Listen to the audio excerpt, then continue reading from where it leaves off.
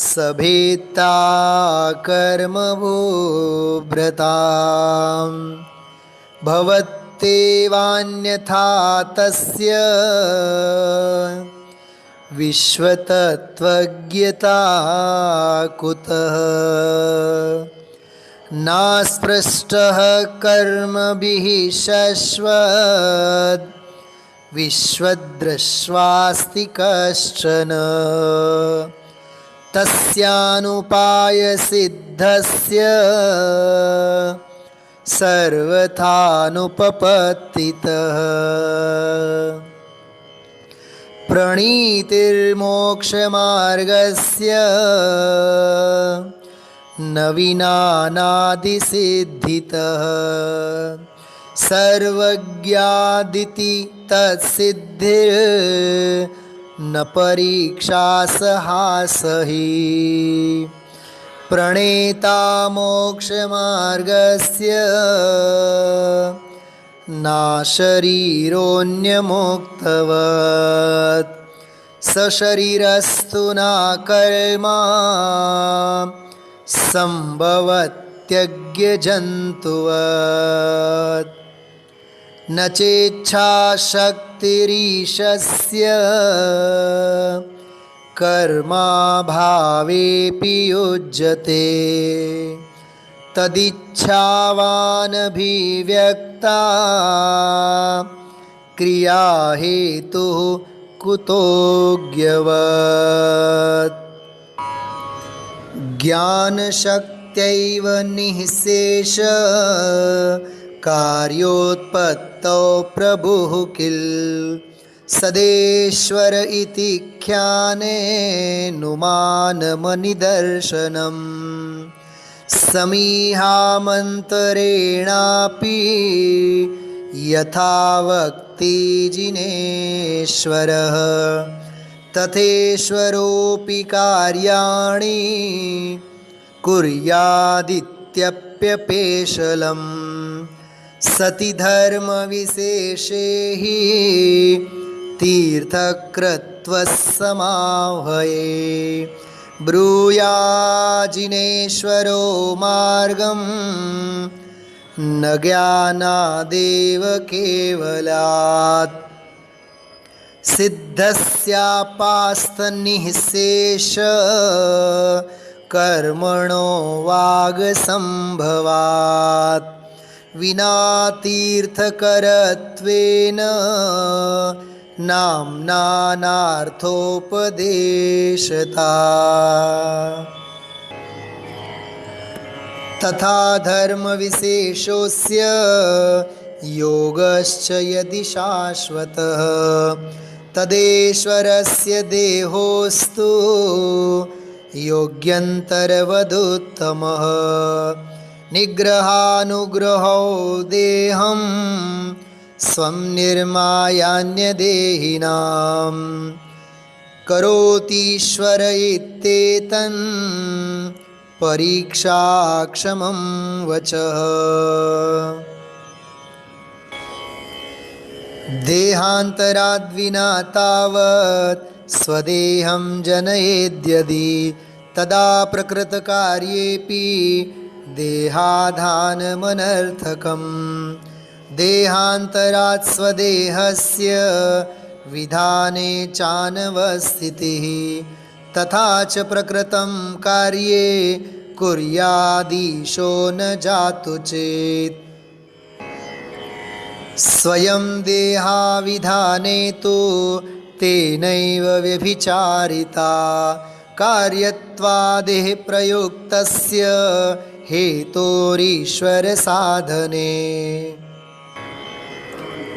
यथा नीशः स्वदेहस्य कर्ता देहान्तरान्मतः पूर्वस्मादित्यनादित्वान् नानवस्था प्रसज्जते तथेशस्यापि पूर्वस्मात् देहाद्देहान्तरोद्भवात् नानवस्थेति यो ब्रूयात् तस्यानीशत्वमीशितुः अनीशः कर्मदेहेनानादिसन्तानवर्तिना यथैव हि सकर्माणः स्तद्वन्न कथमीश्वरः ततो नेशस्य देहोऽस्ति प्रोक्तदोषानुषङ्गतः नापि धर्मविशेषोऽस्य देहाभावे विरोधतः येनेच्छामन्तरेणापि तस्य कार्ये प्रवर्तनम् जिनेन्द्रवद् घटेतेति नोदाहरणसंभवः।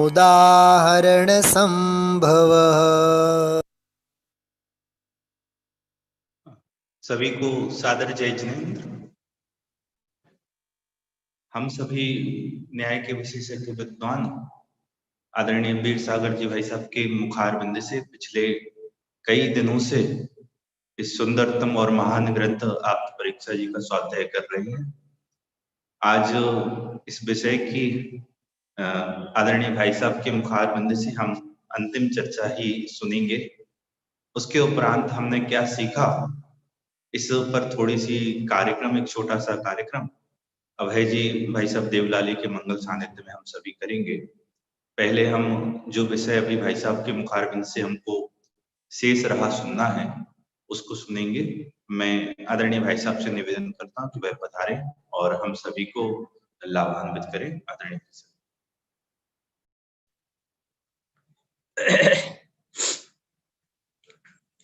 प्रबुद्धाशेष तत्वार्थ बोध दीधि की मालिने नमः श्रीजिन चंद्राय मोहध्वांत प्रभेदिने। हम सब आप्त परीक्षा नामक महान ग्रंथ का स्वाध्याय कर रहे हैं, जिसकी रचना आज से 1200 वर्ष पहले आचार्य विद्यानंद स्वामी ने की थी। सन 820 में इस ग्रंथ की रचना हुई थी। इस समय 2020 चल रहा है, तो ठीक 1200 वर्ष हो गए हैं। यह ग्रंथ न्याय का ग्रंथ है, लेकिन बहुत अध्यात्म से गर्भित है। अध्यात्म और न्याय का बहुत गहरा संबंध है और इस संबंध को समझना बहुत आवश्यक है। ये दोनों परस्पर पूरक हैं, समपूरक हैं और एक बल्कि इतने भी हैं कि एक के बिना दूसरे को समझ पाना असंभव ना कहो तो कठिन है। अध्यात्म और न्याय दोनों में दो समस्याएं हैं। न्याय वाले समझते हैं कि ये केवल वाद विवाद और शास्त्रार्थ की विद्या है, और अध्यात्म वाले समझते हैं कि न्याय है वो अध्यात्म में बाधक है। अध्यात्म तो केवल आत्मा के अनुभव की सोचना विचारना, उसी में डूबने का नाम है। लेकिन ये एक बहुत इम्पोर्टेंट बात है कि न्याय अध्यात्म के लिए होता है। ऐसे अनेक आचार्यों ने लिखा है। एक जगह नीति वाक्यामृत में सोमदेव आचार्य ने लिखा है, आन्वीक्षिकी अध्यात्म विषये न्याय शास्त्र अध्यात्म के लिए है, और अध्यात्म कोरी भावुकता का नाम नहीं है। खासकर जैन अध्यात्म तो आगम के ठोस धरातल पर खड़ा है। इसलिए अध्यात्म कोरी भावुकता का नाम नहीं है, वो न्याय पर खड़ा है। हेतु पुरस्सर कोई बात कहता है। इस बात को यदि न्याय के और अध्यात्म के दोनों वर्गों के लोग समझेंगे तो उनका बड़ा हित होगा। समाज में ऐसे वर्ग दिखाई देते हैं, जबकि दो वर्ग होना नहीं चाहिए। कितने ही लोग न्याय में ही डूबे रहते हैं, वे अध्यात्म को इससे जोड़ नहीं पाते हैं। अध्यात्म विहीन न्याय कार्यकारी नहीं होता। ऐसे ही अध्यात्म की बात करते हैं, पर न्याय विहीन अध्यात्म भी फलीभूत नहीं होता। इन दोनों का समन्वय हो, इस भावना से हम न्याय ग्रंथों का अध्ययन कर रहे हैं। और उसमें आप्त परीक्षा जैसा एक महान ग्रंथ, इतना सुंदर ग्रंथ है, मुझे तो इतना आनंद आया है। आप लोगों को जितना लाभ हुआ वो तो आप बताएंगे अभी, लेकिन मुझे कितना लाभ हुआ मैं आपको वचनों से बता नहीं सकता। मैंने कई बार इस ग्रंथ को पढ़ा, पढ़ाया, लिखा, लेकिन अभी भी ये देव शास्त्र गुरु की बात है। ये वास्तव में आप्त का क्या स्वरूप है, ये बात है, लेकिन इस बात को छोटी नहीं समझना चाहिए। ये धर्म की ABCD भी है और ये धर्म की MA PhD भी है। ये दोनों यही है। और भगवान वीतराग होते हैं। आप्त की वीतरागता, सर्वज्ञता और हितोपदेशिता को कितने अच्छे से समझाया जा रहा है, ये हमें समझना बहुत जरूरी है। तो वही प्रकरण हमारा चल रहा है। और आप्त परीक्षा ग्रंथ में अब तक ईश्वर परीक्षा हुई, सुगत परीक्षा हुई, कपिल परीक्षा हुई, परम पुरुष अर्थात वेदांतियों के ब्रह्म की परीक्षा हुई। सबकी परीक्षा होने के बाद अब क्रम आया है अरहत परीक्षा का। अब अरहंत की परीक्षा हो रही है। परीक्षा माने कोई बुरी चीज नहीं है। परीक्षा शब्द, परीक्षा हो रही है, अच्छा उनका अपमान कर रहे हो तुम, उनकी परीक्षा। परिसमन्तात ईक्षणम परीक्षा।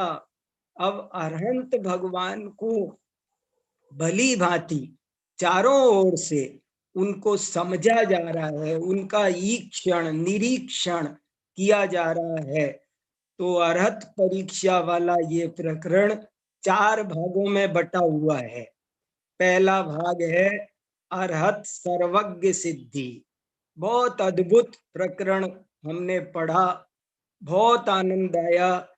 सर्वज्ञता क्या है, कैसे सिद्ध होती है? सिद्धि, सिद्धि क्या है? ज्ञान गुण की पर्याय को सिद्धि कहते हैं। समझ में आना, इसका नाम सिद्धि है। सर्वज्ञता हमारी समझ में आ जाए, इसका नाम सिद्धि है। तो हमने अरहत सर्वज्ञ सिद्धि पढ़ी। उसके बाद में हमने अरहत कर्म भू भृत भेतृत्व सिद्धि पढ़ी। अरहत कर्म भू भृत भेतृत्व सिद्धि। अरहंत भगवान ही कर्म पर्वतों के भेदता हैं। कर्म को पर्वत की उपमा दी, जो बड़ी सार्थक है, सांग रूपक से समझने योग्य है। और वे कैसे कर्म पर्वतों के भेदता हैं, इस बात को बहुत अच्छे से समझाया। कर्म 2 प्रकार के हैं, संचित कर्म और आने वाले कर्म, आगामी कर्म और संचित कर्म। आगामी कर्मों का विपक्ष है संवर और संचित कर्मों का विपक्ष है निर्जरा। जैसे उष्णता से जल की शीतलता का नाश होता है, ऐसे ही संवर निर्जरा रूप विपक्ष के परम प्रकर्ष से कर्म पर्वतों का नाश होता है। ये समस्या थी कि कर्म पर्वत तो अनादि के हैं, फिर वे नष्ट कैसे हो सकते हैं? कितने ही लोग ये मानते हैं कि जो वे तो अनादि से है, वे भला नष्ट कैसे हो सकते हैं। ये हमारे मन के बैठे हुए चोर हैं, इनको हमें निकालना चाहिए। इसी का नाम साधना है, इसी का नाम तत्वाभ्यास है। आचार्य समंत भद्र स्वामी ने स्वयंभू स्तोत्र में लिखा है, अपनी आत्मा में से दोषों को चुन चुन कर बाहर निकालना, इसे साधना कहते हैं, इसे तप कहते हैं। तो हमको ये काम करना है। हमारे अंदर ये मान्यता तो नहीं बैठी है, उसको निकाला जा रहा है कि कर्म तो अनादि से है, उनका कैसे नाश हो सकता है। तो उन्होंने कहा कि नहीं, जब विपक्ष का प्रकर्ष हो, अनादि से चना गेहूं सब है, उनकी चेन है, वृक्ष भी है, बीज भी है, इसकी चेन है।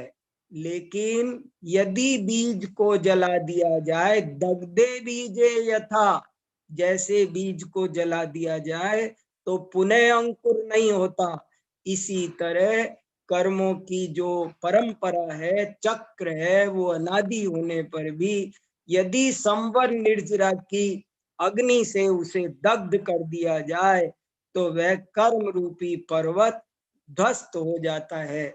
ये बात कर्म भूव्रत भेतृत्व सिद्धि वाले प्रकरण में 6 कारिकाओं में बहुत अच्छे से समझाई।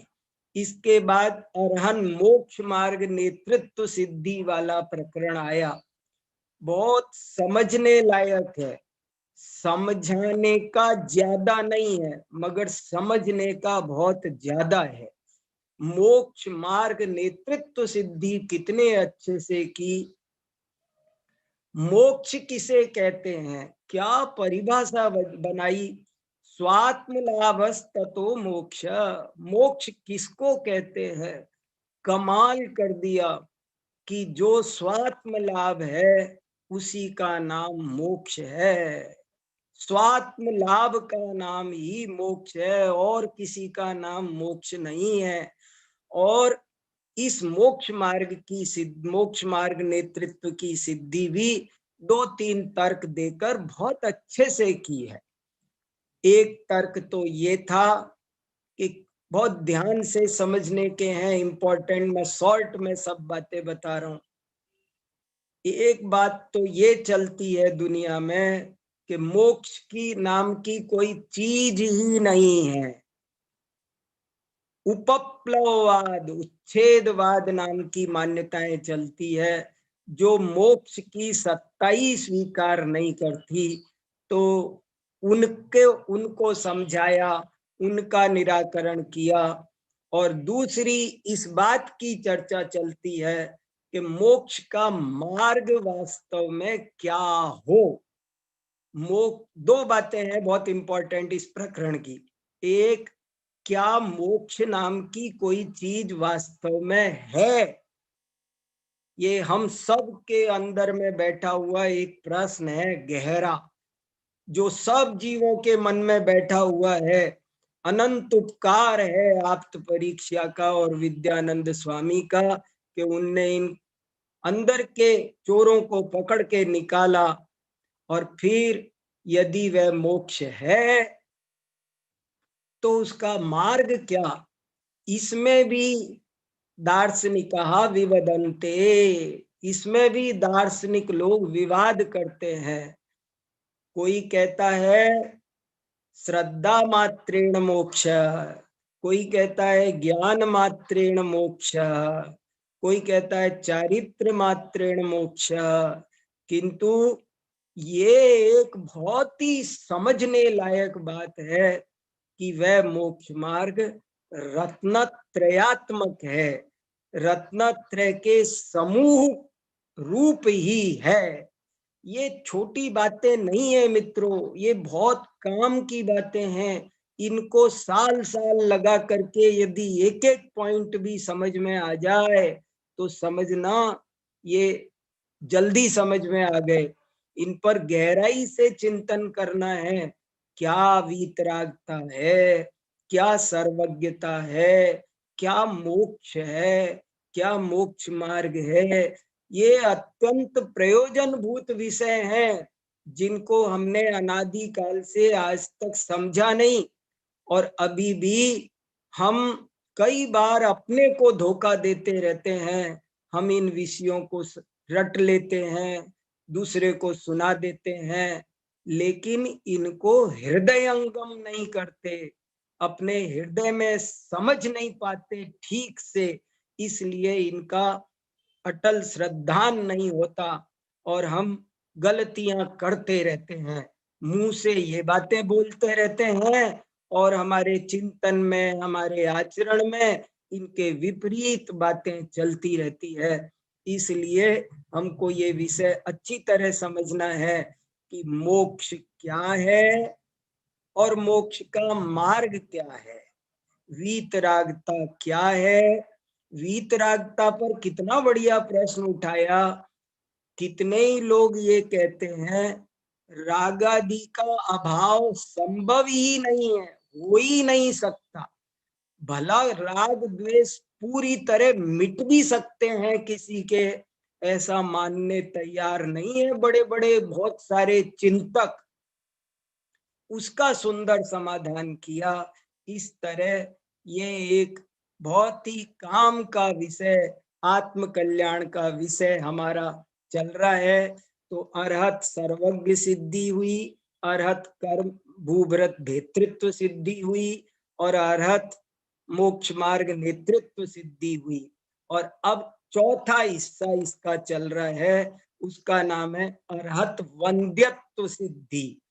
ये आप्त परीक्षा वास्तव में देखा जाए तो जो तत्वार्थ सूत्र का मंगलाचरण है, मोक्ष मार्गस्य नेतारम इति, ये उसकी टीका है। वास्तव में हम कह रहे हैं कि आप्त परीक्षा मौलिक ग्रंथ है, पर देखा जाए तो ये उस श्लोक का ही विस्तार है। तो मोक्ष मार्गस्य नेतारम की व्याख्या हो गई, भेदतारम कर्म भूभ्रताम की व्याख्या हो गई, ज्ञातारम विश्व तत्वानाम की व्याख्या हो गई। अब व्याख्या प्रारंभ होती है वंदे तद्गुण लब्धये, के अरहंत ही वंद्य है। वंद्य माने वंदनीय, पूज्य। ये भी गजब का प्रकरण है, चिंतन करने योग्य है, समय लगाकर चिंतन करने योग्य है। अरहंत ही वंदनीय है, पूज्य है। पूज्य क्यों होता है कोई? गजब की बात कर दी इन्होंने कि कोई पूज्य क्यों होता है। कारिका नंबर 120 में पूज्य कोई क्यों होता है, ये बात बहुत सुंदर बताई। कोई क्यों पूज्य होता है, कोई किसी की पूजा क्यों करता है? तो उत्तर कितना सुंदर दिया, अपने दोषों को मिटाने के लिए और गुणों की प्राप्ति के लिए ही पूजा की जाती है। ऐसा लगता है जैसे वज्र लेख लिखा हो, जैसे किसी ने टंकोत्कीर्ण कर दिया हो, ऐसा ठोस अकाट्य बात न्याय शास्त्र कहता है।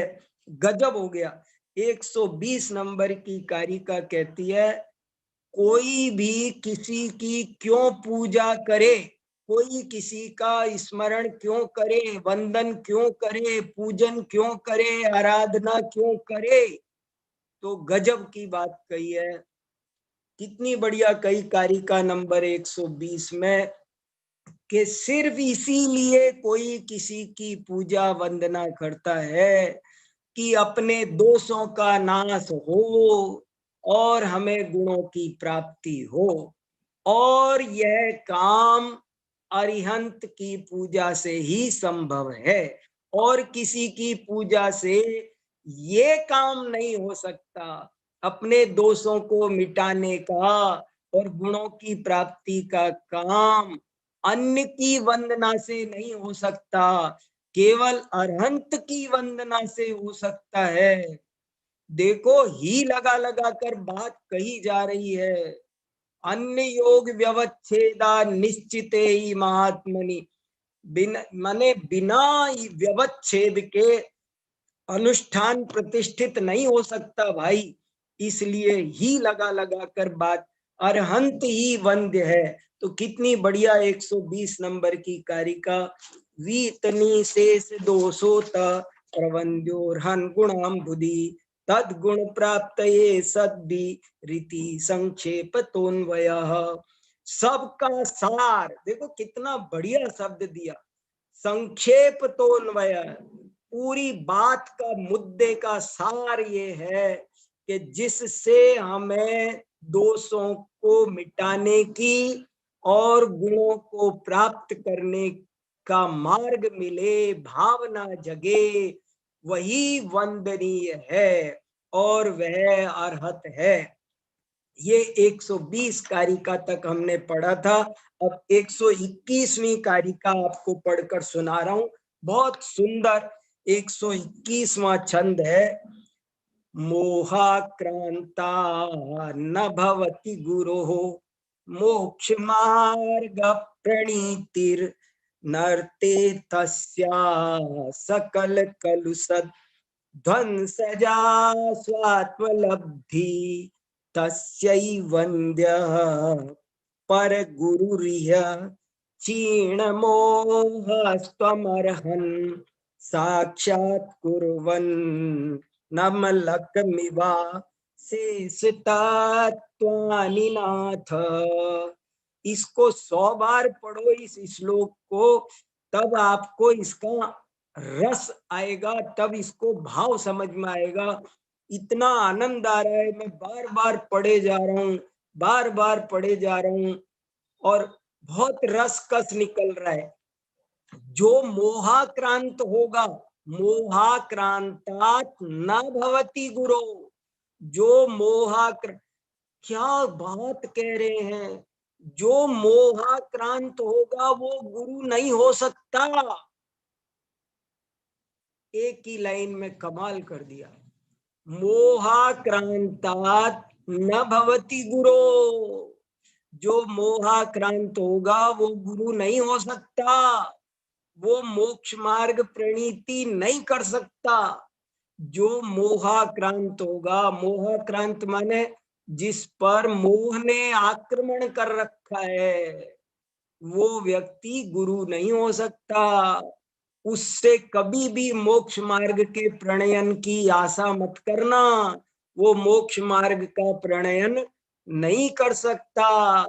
और मोक्ष मार्ग के प्रणयन बिना नते तस्या न ऋते तस्या, देखो ये नरते तस्या बहुत लोग नहीं समझ पाएंगे, आप इस स्क्रीन को जूम करके देख सकते हो। नरते तस्या न ऋते तस्या, ऋते माने बिना, तस्या माने उस मोक्ष मार्ग प्रणीति के बिना सकल कलुष ध्वंस जा स्वात्मलब्धि, आत्मलब्धि नहीं होती, स्वात्मलब्धि उसके बिना नहीं होती। जो मोहाक्रांत होगा वो गुरु नहीं हो सकता, और वैसा व्यक्ति मोक्ष मार्ग का प्रणयन नहीं कर सकता। मोही व्यक्ति मोक्ष मार्ग का प्रणयन नहीं कर सकता, और जब हमको मोक्ष मार्ग का प्रणयन नहीं होगा तो सकल कलुषों का ध्वंस करने वाली स्वात्मोपलब्धि हमको नहीं हो पाएगी। शिष्यों को स्वात्मलब्धि कौन करा सकता है? शिष्यों को आत्मा की उपलब्धि, आत्मा की अनुभूति, आत्मा का, और कैसी है आत्मोपलब्धि, क्या विशेषण डाला, सकल कलुष ध्वंस जा, सकल कलुष को ध्वंस कर देने वाली स्वात्मोपलब्धि वो कैसे होगी मोही जीव के निमित्त से। गजब है। मोहाक्रांता न भवति गुरो मोक्ष मार्ग प्रणीतिर न ते तस्या सकल कलुषद ध्वंस जा स्वात्मलब्धि तस्यैवन्द्यः पर गुरुरिह क्षीण मोहस्त्वमर्हन्। हे अरहन, इसीलिए तुम ही परम गुरु हो, क्योंकि तुम क्षीण मोह हो और इसलिए तुम ही वंद्य हो। मुझे तो ये लाइनें बोलने में ऐसा रस आ रहा है, ऐसा लगता है इनमें एक हेर फेर जरा सा भी नहीं कर सकते। हे अरहन, आप ही क्षीण मोह हो, आप ही परम गुरु हो, आप ही वंद्य हो, वंदनीय हो। साक्षात कुर्वन् अमलकमिवाशेष तत्वानि नाथ। हे नाथ, क्या स्तुति है, क्या स्तुति है। ये है भगवान की स्तुति, पूजा, वंदना गजब का है। इसके आधार पर एक स्तुति लिखी जानी चाहिए। देखो, साक्षात कुर्वन् अमलक विवाह, आप हस्तामलकवत अशेष तत्वानि साक्षात कुर्वन्, आप हस्तामलकवत सारे तत्वों को साक्षात जानते हो। गजब हो गया। इस श्लोक में तीनों विशेषण आ गए, वीतरागता, सर्वज्ञता, हितोपदेशी। मोहाक्रांता न भवति, ये वीतरागता की बात है। मोक्ष मार्ग प्रणीति, ये हितोपदेशिता की बात है। और साक्षात कुर्वन् अमलक हस्तामलक, ये सर्वज्ञता की बात। ये तीन गुणों को कोई आचार्य छोड़ते नहीं है, पकड़े रहते हैं। इसी में धर्म का मर्म छुपा हुआ है। ये एक गजब की बात है।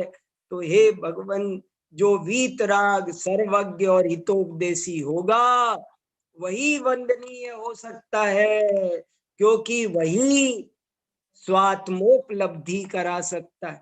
जो हमें अपनी आत्मा की लब्धि करा दे, वही वंदनीय है। जो हमें अपनी आत्मा को प्राप्त न कराए, वो वंदनीय नहीं है। ऐसा रसीला है। और आपको एक बात और, इसका अगले पेज पे 2 मिनट में बता देता हूं। मैंने एक टिप्पणी लिखी है, इसमें एक शब्द आया हस्तामलकवत। तो हस्तामलकवत का अर्थ बहुत लोग ऐसा करते हैं, हाथ पे रखे आंवले की तरह। लेकिन इसकी टीका में खुद विद्यानंद स्वामी ने अर्थ किया, हस्तामलकवत का अर्थ समझना क्या, करतल निहित स्फटिक मणिवत, हाथ पर रखी हुई स्फटिक मणि के समान। आंवला नहीं है, आंवले से क्या मतलब है, हाथ पर रखे आंवले के समान। आंवले पे से क्या सिद्ध होता है, इस जैसे हाथ पर स्फटिक मणि रखी हो, तो उसके रखे होने पर भी हाथ की रेखाएं तक नीचे तक आर पार बिल्कुल स्पष्ट दिखाई देती है। इसलिए जब भी आप आज के बाद हस्तामलकवत शब्द बोले, सुने, तो उसका मतलब समझना हाथ पर रखी हुई स्फटिक मणि के समान। ऐसा समंत भद्राचार्य ने स्वयंभू स्तोत्र में भी खुलासा किया है। और अमृत चंद्राचार्य ने प्रवचन सार चरणानुयोग सूचक चूलिका की 39 नंबर की गाथा की टीका में भी कहा है। चलो अब आगे कारिका नंबर 122। अब उपसंगार हो रहा है, पूरे ग्रंथ का उपसंगार। कारिका नंबर 122, न्यक्षेणाप्त परीक्षा। अब आर्या छंद आया, अब उपसंगार हो रहा है, तो मन भर रहा है और तरह तरह के छंद बन रहे हैं। अब तक अनुष्टुप ही अनुष्टुप था, कारिका ही कारिका थी, अब विविध प्रकार के छंद बन रहे हैं। अब ये आर्या छंद है, न्यक्षेणाप्त परीक्षा। अगला पेज है, पेज नंबर 60 है, 122 नंबर कारिका। न्यक्षेणाप्त परीक्षा प्रतिपक्षम क्षपयितुम क्षमा साक्षात प्रेक्षावताम भीक्षण विमोक्ष लक्ष्मी क्षणाय संलक्ष्या। न्यक्षेण माने पूरी तरह, ये आप्त परीक्षा प्रतिपक्ष को क्षपण करने के लिए, क्षमा माने समर्थ है, ये प्रतिपक्ष को नष्ट करने के लिए साक्षात समर्थ है। प्रेक्षावताम अभीक्षण, अभीक्षण माने अभीक्षणम तु मुहुर्मुहु, अभीक्षण ज्ञानोपयोग, अभीक्षण माने सदा 1 मिनट का भी गैप दिए बिना जो भी दार्शनिक है, प्रेक्षावत है, साधक है, उनको सदा मोक्ष लक्ष्मी का दर्शन करने के लिए इस आप्त परीक्षा को भली भांति समझना चाहिए। ये 122वीं कारिका। अब 123वीं कारिका बहुत सुंदर है, अद्भुत है, गजब की है। देखो अब 122 में 6 का अनुप्रास अलंकार बहुत अच्छा है। न्यक्षेणाप्त परीक्षा प्रतिपक्षम क्षपयितुम क्षमा साक्षात् प्रेक्षावताम अभीक्षण विमोक्ष लक्ष्मी क्षणाय संलक्ष्य। कितने सारे 6 आ गए। गजब का साहित्य भी ऐसे लिखते हैं जैन आचार्यों की, क्या बात, उनकी शैली का कोई मुकाबला ही नहीं साहब। अब 123वीं नंबर की कारिका तो बहुत और अद्भुत, कैसे विद्यानंद स्वामी क्या कह रहे हैं, कई बातें आपको समझ में आएगी। श्रद्धरा चंद है ये। श्रीमत् तत्वार्थ शास्त्रार्थ भूत सलिल निधेरिद्धरत्नोद्भवस्य प्रोत्थानारंभ काले सकल मल विदे शास्त्रकारैकृतं यत् स्तोत्रं तीर्थोपमानं प्रथित प्रथु प्रथम स्वामी मीमांसितं तत् विद्यानंद ही स्वशक्त्या कथमपि कथितं सत्यवाक्यार्थ सिद्ध्यै। क्या बात कही। श्रीमत तत्वार्थ शास्त्रार्थ, श्रीमान तत्वार्थ शास्त्र से, तत्वार्थ सूत्र के लिए देखो क्या कह रहे हैं, इनका कितना दिल उमड़ उमड़ पड़ता है विनय से जब तत्वार्थ शास्त्र आदि के नाम आते हैं। कहते श्रीमान तत्वार्थ सूत्र से, वो कैसा है श्रीमान तत्वार्थ सूत्र, अद्भुत सलिल निधे, अद्भुत सलिल निधि है, अद्भुत सलिल निधि है। सलिल निधि माने जल निधि, जल निधि माने समुद्र। श्रीमान तत्वार्थ शास्त्र जो कि एक अद्भुत सलिल निधि है, अद्भुत समुद्र है। रिद्ध रत्नोद्भवस्य, जिसमें रिद्ध माने बेस कीमती, जिसमें बेस कीमती रत्न निकलते हैं। तत्वार्थ सूत्र एक ऐसा महान समुद्र है जिसमें बेस कीमती रत्न रोज पैदा होते हैं, निकलते हैं।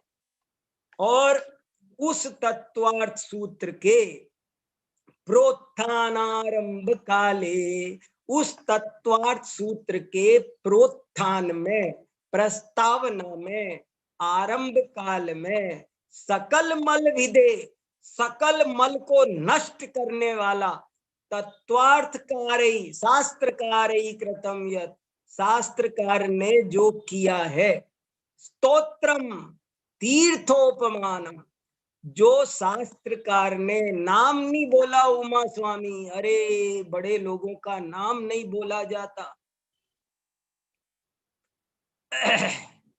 स्तोत्रम तीर्थोपमानम, तीर्थ के समान बनाया।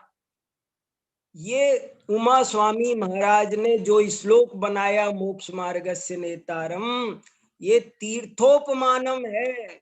तीर्थोपमानम माने जैसे सम्मेद शिखर की वंदना करो तो कहते ने एक बार वंदना करो तो ऐसा फल मिलता है। बोले मोक्ष मार्गस्य नेतारम, इस श्लोक को एक बार पढ़ो तो मानो सम्मेद शिखर की वंदना का फल मिलता है। ये सम्मेद शिखर के समान है। ये एक बार सम्मेद शिखर की वंदना करना और एक बार ये बोलना मोक्ष मार्गस्य नेतारम भेत्तारम कर्म भूभृताम ज्ञातारम विश्व तत्वानाम वंदे तद्गुण लब्धये। समझ लो ये बोला, समझ लो मैंने सम्मेद शिखर की वंदना कर ली। स्तोत्रम तीर्थोपमानम, ये जो श्लोक बनाया है ये तीर्थोपमानम है। प्रथित प्रथु प्रथम, पूरी पृथ्वी पर भी लिखो तो इसका विस्तार नहीं हो सकता। इस श्लोक का विस्तार पूरी पृथ्वी पर फैला दो तो भी नहीं आएगा। प्रथित प्रथु प्रथम, हालांकि स्वामी मीमांसितम, स्वामी माने क्या? स्वामी माने समंत भद्र स्वामी। जब भी शास्त्र लिखा हो केवल तो उसका मतलब होता है तत्वार्थ सूत्र, और जब अकेला स्वामी लिखा हो तो उसका मतलब होता है समंत भद्र स्वामी। बोले स्वामी मीमांसितम यत्, इस श्लोक को फिर भी यद्यपि पूरी पृथ्वी पर लिखे कोई तो भी इस श्लोक के मर्म को पूरा नहीं लिख सकता, लेकिन फिर भी समंत भद्र स्वामी ने इसकी मीमांसा की है। गजब! क्या कहाँ की है? याद आया कुछ? गंधहस्ती महाभाष्य की ओर इशारा है।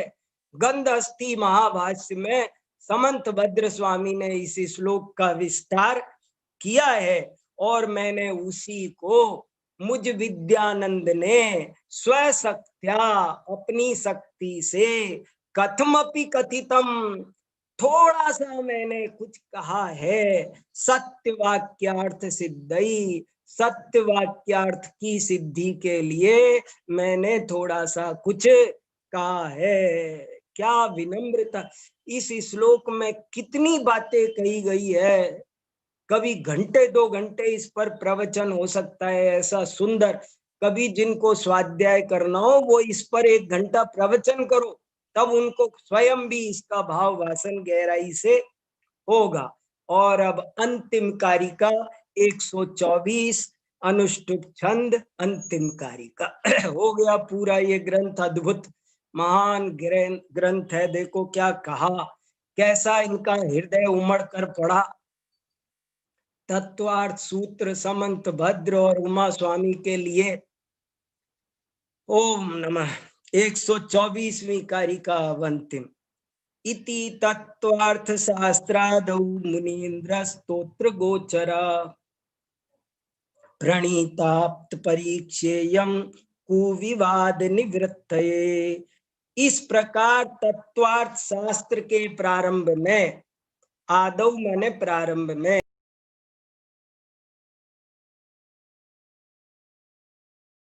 स्तोत्र गोचरा, मुनि माने उमा स्वामी, उमा स्वामी के स्तोत्र में जिसको विषय बनाया गया था, उस आप्त की मैंने ये परीक्षा प्रस्तुत की है। और ये सारी आप्त परीक्षा कुविवाद की निवृत्ति के लिए है। कुविवाद की निवृत्ति के लिए है। कु शब्द के 2 अर्थ है। एक तो कु माने बुरा, मिथ्या विवादों की निवृत्ति के लिए, और कु शब्द का अर्थ पृथ्वी भी होता है। पृथ्वी पर जितने भी विवाद हैं उन सब की निवृत्ति के लिए मैंने ये आप्त परीक्षा प्रस्तुत की है। इस प्रकार ये आप्त परीक्षा ग्रंथ आज पूरा होता है। मैंने अपनी शक्ति अनुसार आपको इसका अवगाहन कराने की कोशिश की है। कहीं कोई स्खलन हुआ हो तो मैं जिनवाणी माता से भी क्षमा याचना करता हूँ, और आप सब से भी। जय जी। चलो भैया। अभी हम सभी आदरणीय भाई साहब के मुखारबिंद से सुंदर का आज अंतिम उद्बोधन सुन रहे थे।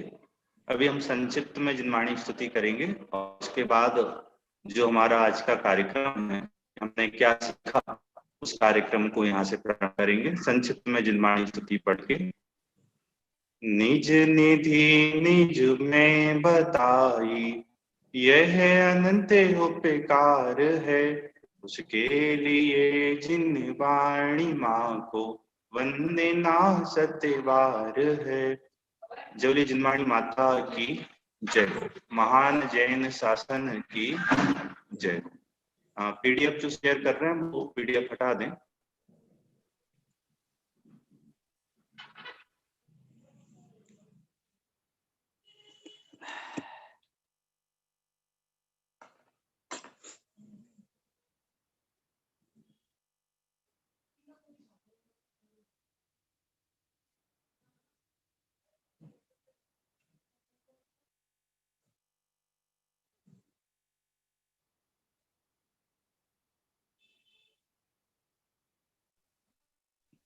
सभी को सादर जय जैन।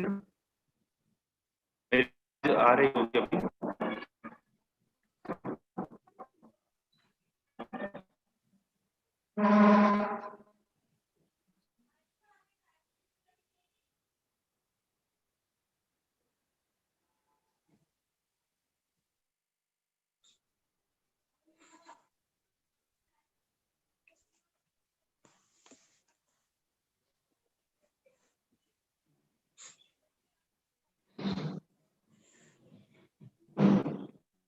अभी आवाज आ रही है मेरी नवीन? हाँ आ रही है। जी भाई साहब। चाहूंगा अधिकतम श्रोता अपना वीडियो जरूर ऑन कर लें। कुछ मिनट का ही हमारा ये कार्यक्रम रहेगा। जो भी जिनको भी अनुकूलता हो वो सभी अपना वीडियो ऑन कर लें। आज जैसा कि आप सभी को पूर्व में हमने सब संदेश के माध्यम से सूचित किया ही था, हम सभी के सौभाग्य से कहो या महान भाग्य से कहो, अभी अभय जी भाई साहब का एक कोई प्रवचन, एक कोई क्लिप में सुन रहा था कि ये युग परिवर्तन का समय है। कि एक युग था जब गुरुदेव हुए और उन्होंने अध्यात्म की क्रांति की, जिसमें लोगों ने समय सार आदि महान शास्त्रों का स्वाध्याय प्रारंभ किया ही था। और इस युग परिवर्तन में कोई षटखंडागम पढ़ रहा है, कोई इस न्याय का ऐसा अद्भुत और महान ग्रंथ का स्वाध्याय अभ्यास कर रहे हैं। और वीर सागर जी भाई साहब जैसे महान विद्वान जो सरल और सुबोध शैली में बहुत संक्षिप्त में इस कठिनतम ग्रंथ का स्वाध्याय करा रहे थे। हमारा आपके मुख से हम सभी विद्यार्थियों ने इस सुंदरतम और गहन चर्चा का लाभ लिया। आज हम सभी ने क्या सीखा, तो कार्यक्रम के लिए हम सभी यहाँ पर जुड़े हैं। और हमारे सौभाग्य से भले सभा छोटी है, लेकिन सभा में उपस्थित समुदाय है और विद्वानों के भी विद्वान जिनको हम कह सकते हैं, हमारे मार्गदर्शक, हमारे गुरु, अनेक शास्त्रीय विद्वानों ने जिनके मंगल सानिध्य में अपना जीवन धर्ममय किया है। और मैं तो कहता हूँ कि अनेक कलाओं के पारखी, चाहे वो लेखन की कला हो, चाहे संचालन का मंच हो, चाहे प्रवचन का मंच हो, अथवा विधि विधान के कार्यक्रम हो, ऐसे आदरणीय अभय जी भाई साहब हमारे बीच इस कार्यक्रम में आपका मंगल सानिध्य हमको प्राप्त हो रहा है। मैं भाई साहब का बहुत बहुत स्वागत करता हूँ। साथ ही अपनी सरलतम सुबोध शैली से और अपने सहज व्यवहार से पूरे समाज में जो पहचाने जाते हैं, सुनील जी भाई साहब का सानिध्य भी को इस कार्यक्रम में प्राप्त हो रहा है और भी अन्य अन्य विद्वानों का हमको सानिध्य प्राप्त है। मैं आप सभी विद्वानों का बहुत बहुत अभिनंदन करके इस कार्यक्रम को आगे बढ़ाता हूँ। एक संक्षिप्त मंगलाचरण पंच परमेष्ठियों के स्मरण के साथ हम करते हैं। अरिहंत सिद्ध सूर्य उपाध्याय साधु सर्व, अर्थ के प्रकाशी मांगल्य के उपकारी हैं। तिन्हीं को स्वरूप जन रागते भई जो भक्ति, काय को न माये स्तुति को उचारी हैं। धन्य धन्य तुम ही सो काज सब आज भय, करी जोरी बारंबार वंदे ना हमारी है। मंगल कल्याणक सुख ऐसो हमें चाहत है, ओ मेरी ऐसी दशा जैसी तुम धारी है, ओ मेरी ऐसी दशा जैसी तुम धारी है। हम सभी ने भाई साहब के मुख से इन क्लासों का लाभ लिया। मैं ज्ञानोदय दिगंबर जैन सिद्धांत महाविद्यालय के यशस्वी निर्देशक हमारे आदरणीय डॉक्टर महेश जी भाई साहब से निवेदन करता हूं कि वह पधारें और हम सभी को इन क्लासों का प्रतिवेदन भाई साहब के मुख से सुनने को मिलेगा। साथ ही वीर सागर जी भाई साहब का अभिनंदन आपके सुमनों से, शब्द सुमनों से हम सभी अभी करेंगे। मैं महाविद्यालय की ओर से महेश जी भाई साहब से निवेदन करता हूँ।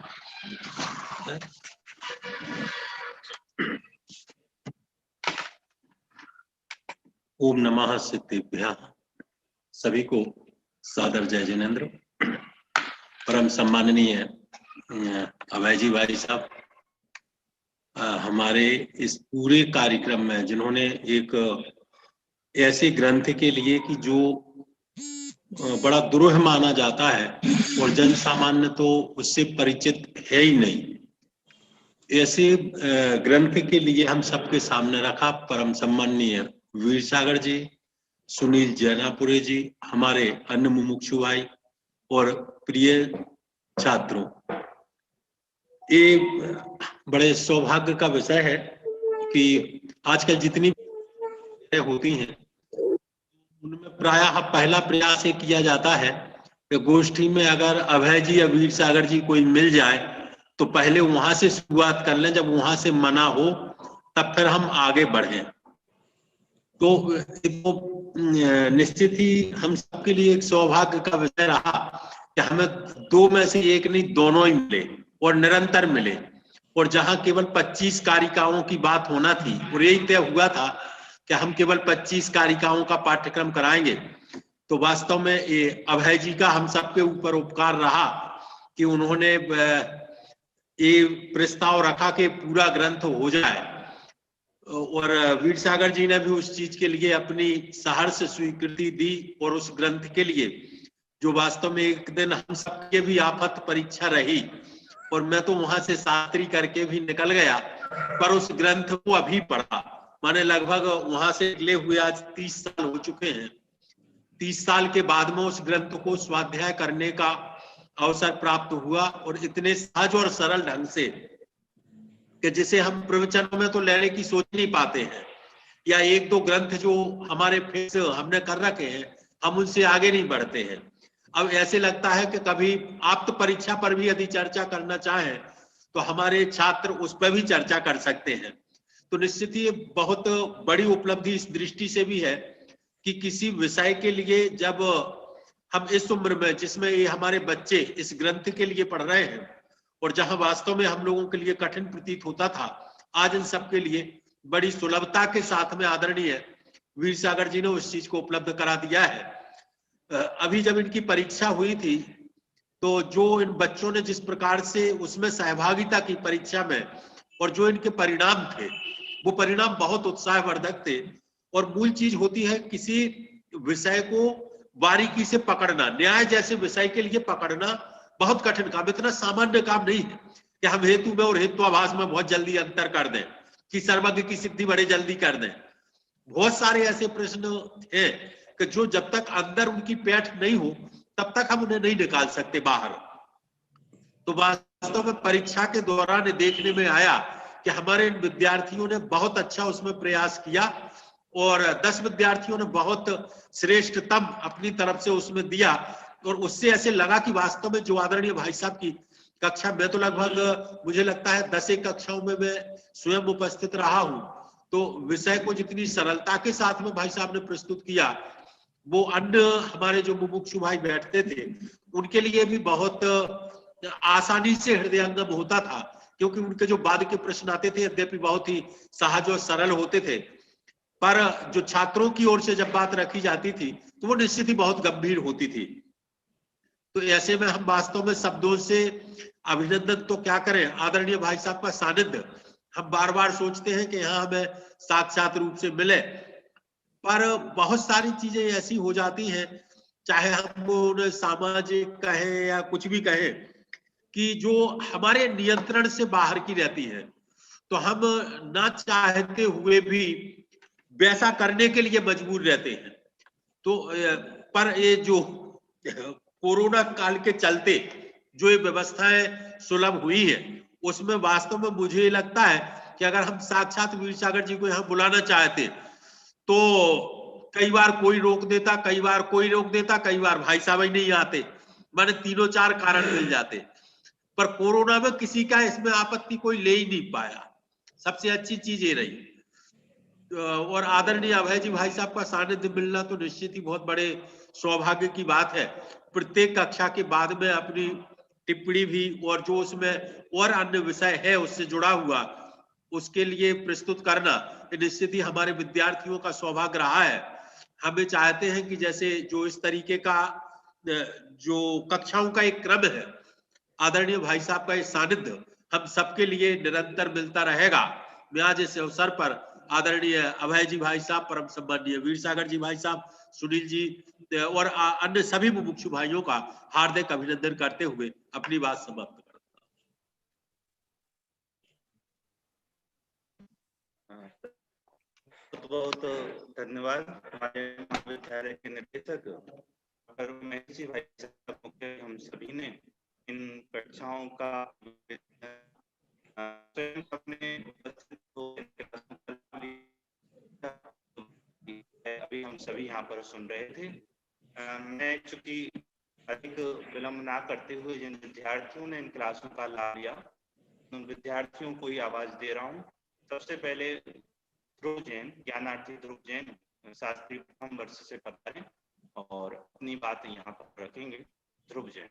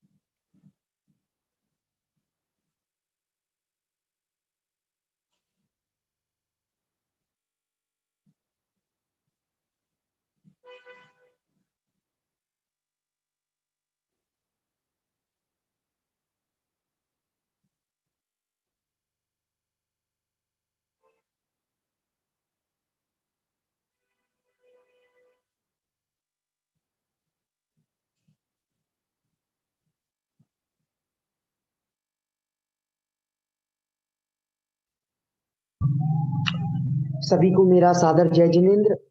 आज इस सभा में उपस्थित अध्यक्ष महोदय, परम आदरणीय डॉक्टर वीर सागर जी भाई साहब एवं समस्त सभा में उपस्थित सभी साधर्मियों एवं बंधुजनों को मेरा सादर जय जिनेन्द्र। आज इस जो आप्त परीक्षा जी ग्रंथ जी के आधार से जो हमारी निरंतर श्री ज्ञानोदय दिगंबर जैन सिद्धांत महाविद्यालय की ओर से जो निरंतर कक्षाएं प्रत्येक रविवार को जो कक्षाएं संचालित हो रही हैं, इन कक्षाओं में आदरणीय डॉक्टर वीर सागर जी भाई साहब का जो भाई साहब के मुखारविंद से जो हमने इस आप्त परीक्षा जी ग्रंथ का जो उनके मुखारविंद से लाभ लिया उसको मैं व्यक्त नहीं कर पाऊंगा, लेकिन किंचित थोड़ा सा मैं उसके बारे में कहना चाहता हूँ। आदरणीय भाई साहब मैं आज आप के समक्ष अपने अनुभव को प्रस्तुत कर रहा हूँ कि हमने आदरणीय भाई साहब से क्या सीखा।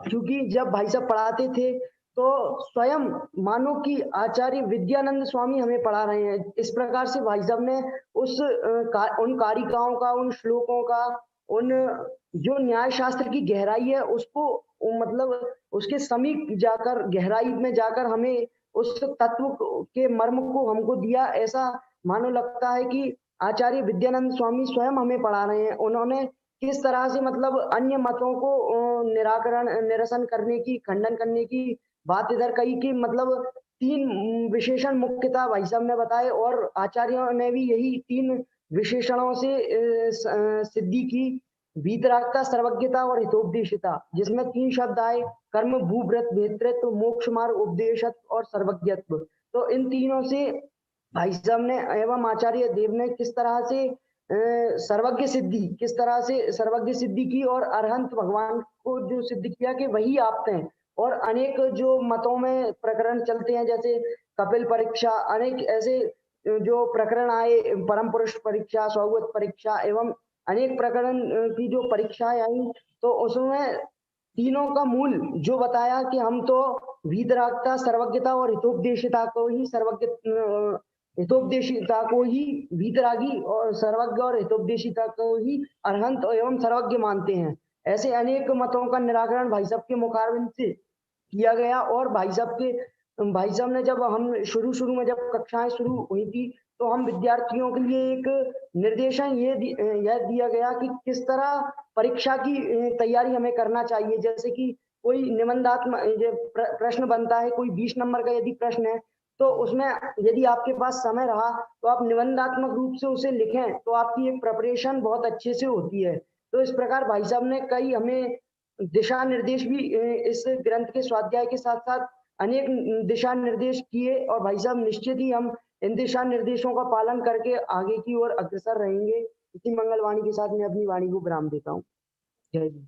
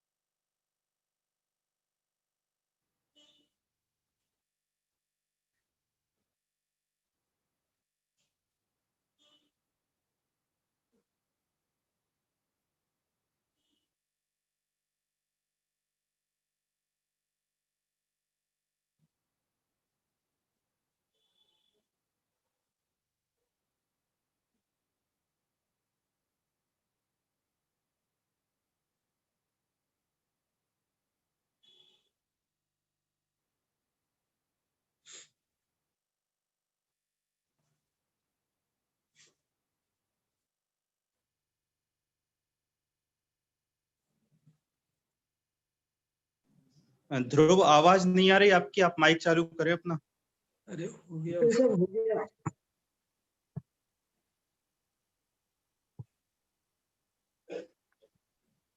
आवाज आ रही है भैया? हाँ, अब आ रही है। तो भैया हो गया तो उद्बोधन तो भी। अच्छा, हाँ।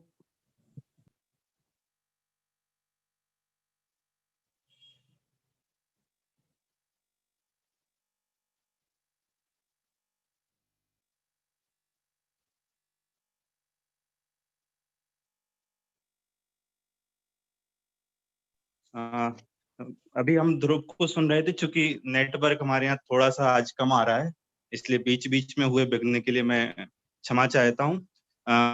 अगले अपने अनुभव व्यक्त करने के लिए मैं छात्र संयम को बुला रहा हूँ, वह पधारें और अपनी बात यहाँ पर रखेंगे। छात्र संयम जैन।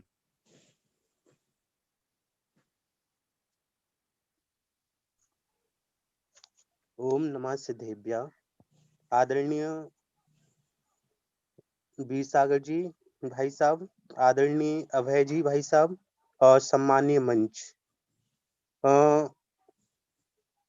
मैं पहली बात मैं ये कहना चाहता हूँ कि मैंने अभी तक कोई भी न्याय शास्त्र पढ़ा नहीं था, और न्याय शास्त्र को जो पहला मैंने न्याय शास्त्र पढ़ा है वो न्याय शास्त्र पहला यही है, आप्त परीक्षा। और मैंने पहले आप्त परीक्षा का नाम भी नहीं पढ़ा था कि आप परीक्षा किसने लिखा है और कौन सा शास्त्र है, कौन से अनुयोग में आता है। परंतु जब वीर सागर जी भाई साहब ने इसको पढ़ाया तो उसकी जो महिमा मेरे अंदर आई, पहली बात तो शास्त्र की इतनी अटूट महिमा आ गई है अब तो। और जितने भी उन्होंने शब्दों को गौर करके पढ़ाया है, और हर छंद के बाद जब वो ऐसा कहते थे कि इस छंद बहुत तो अकाट है, बहुत तो सर्वोपरि है, बहुत तो अच्छा छंद है, इसको याद करना चाहिए। और पहली बात पहले मुझे कोई भी छंद याद नहीं होते थे, और जब वीर सागर जी भाई साहब पढ़ाते थे तब मुझे तुरंत ही वो छंद याद हो जाते थे। और इसके लिए मैं आपके लिए वो जो वीर सागर जी भाई साहब ने जो छंद पढ़ाए थे, मैं आपके लिए 3 छंद जो शुरू के हैं वो मैं आप सभी के सामने प्रस्तुत करना चाहता हूँ।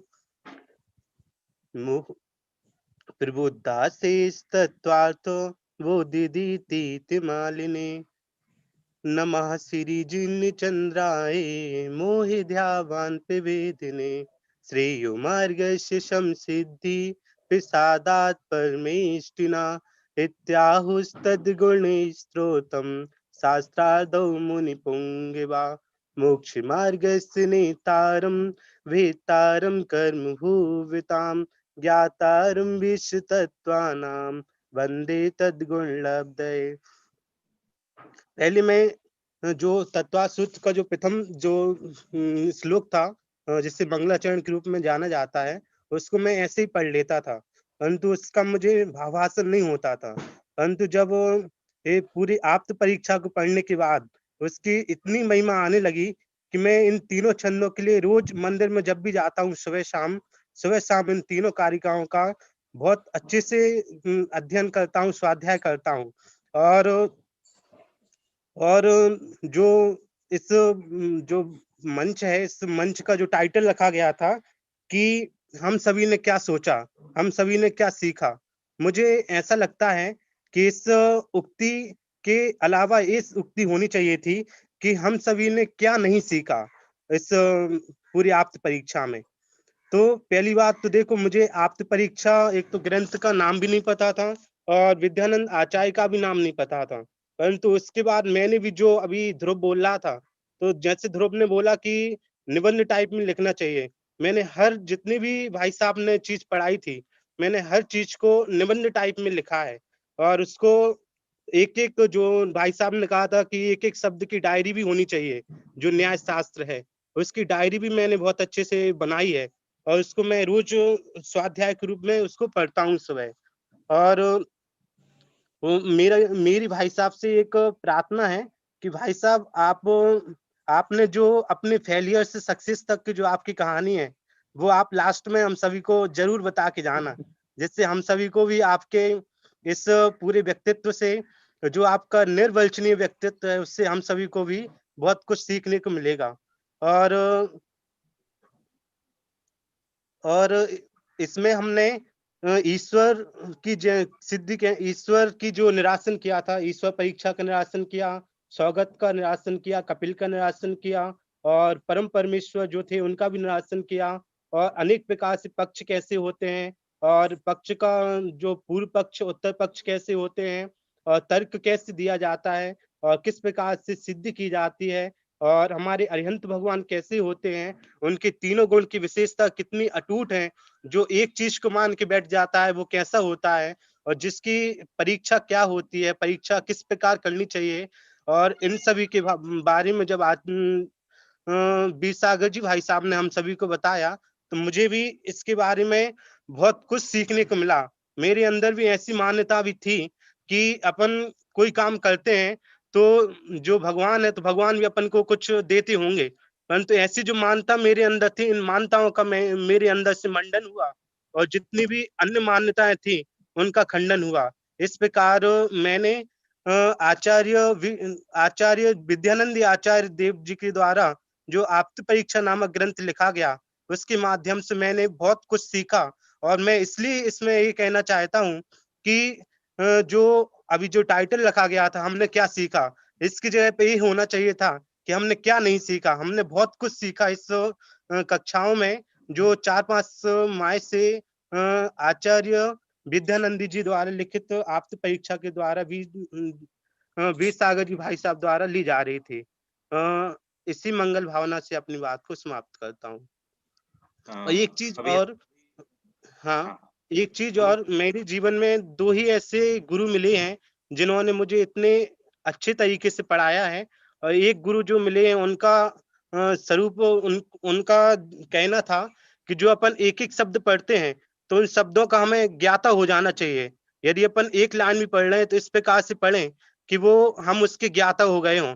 और उसी प्रकार जो वीर सागर जी भाई साहब ने हम लोग को पढ़ाया, एक एक शब्द का जो भावासन करवाया, उसकी जो महिमा हमारे अंदर प्रकट हुई है, उससे भी यही प्रकट होता है कि हर एक एक चीज जो जो हम पढ़ रहे हैं तो उसके हम ज्ञाता हो जाएं, उसके हम इस तरह से पढ़ें कि उसको हम सभी के सामने एक्सप्लेन भी कर सकें और उसको अपने हृदयंगम भी कर सकें।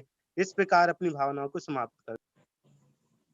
बहुत सुंदर भावनाएं, बहुत अच्छे अनुभव संयम के हमने सुने।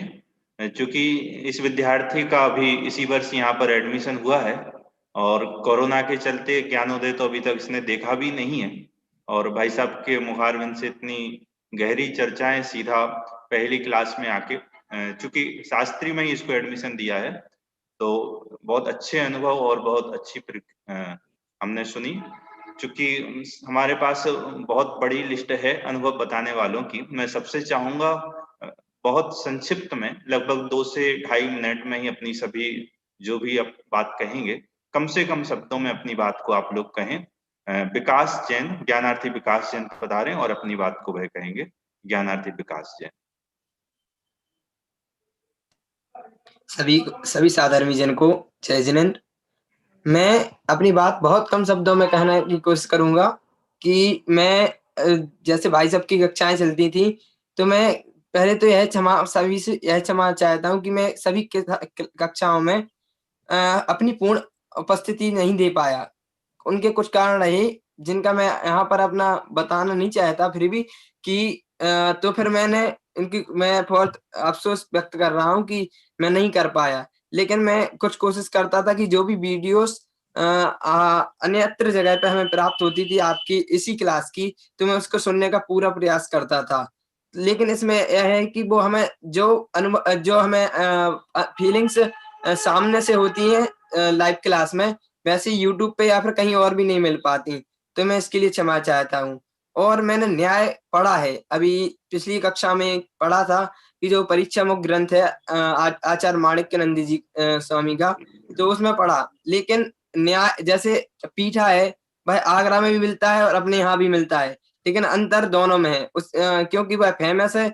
इसी प्रकार हमने न्याय तो पढ़ा है, लेकिन जो न्याय भाई साहब के द्वारा आप्त परीक्षा नामक ग्रंथ में पढ़ा है वह नहीं पढ़ा। और इस प्रकार जो 122 जो कारिकाएं हुई, इनमें हमने कैसे न्याय के साथ साथ व्याकरण का कितना महत्व है न्याय के लिए।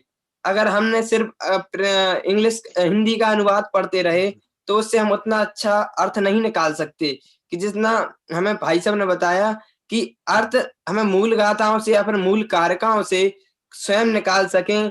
इसमें हमारा बहुत ही अच्छी महारत हासिल है, कर सकते हैं, जिससे हम अपनी जो बात है वह सीधे आचार्य विद्यानंद स्वामी से भी बात कर सकते हैं। उनका जो भी अभिमत है वह हम सीधे बिना हिंदी अनुवाद के भी हम प्राप्त कर सकते हैं। तो यह बात हमारे आदरणीय भाई साहब से हमें यह सीखने को मिला।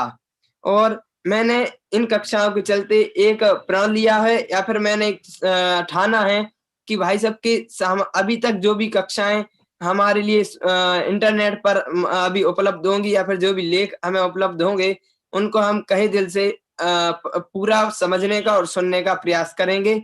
इस प्रकार भाई साहब की हमारे ऊपर अपूर्व उपकार रहा है कि हमें आप्त परीक्षा जैसे विषय का ग्रंथ का उनके द्वारा पढ़ने को मिला। इस प्रकार मैं अपनी भावना को व्यक्त करता हूँ।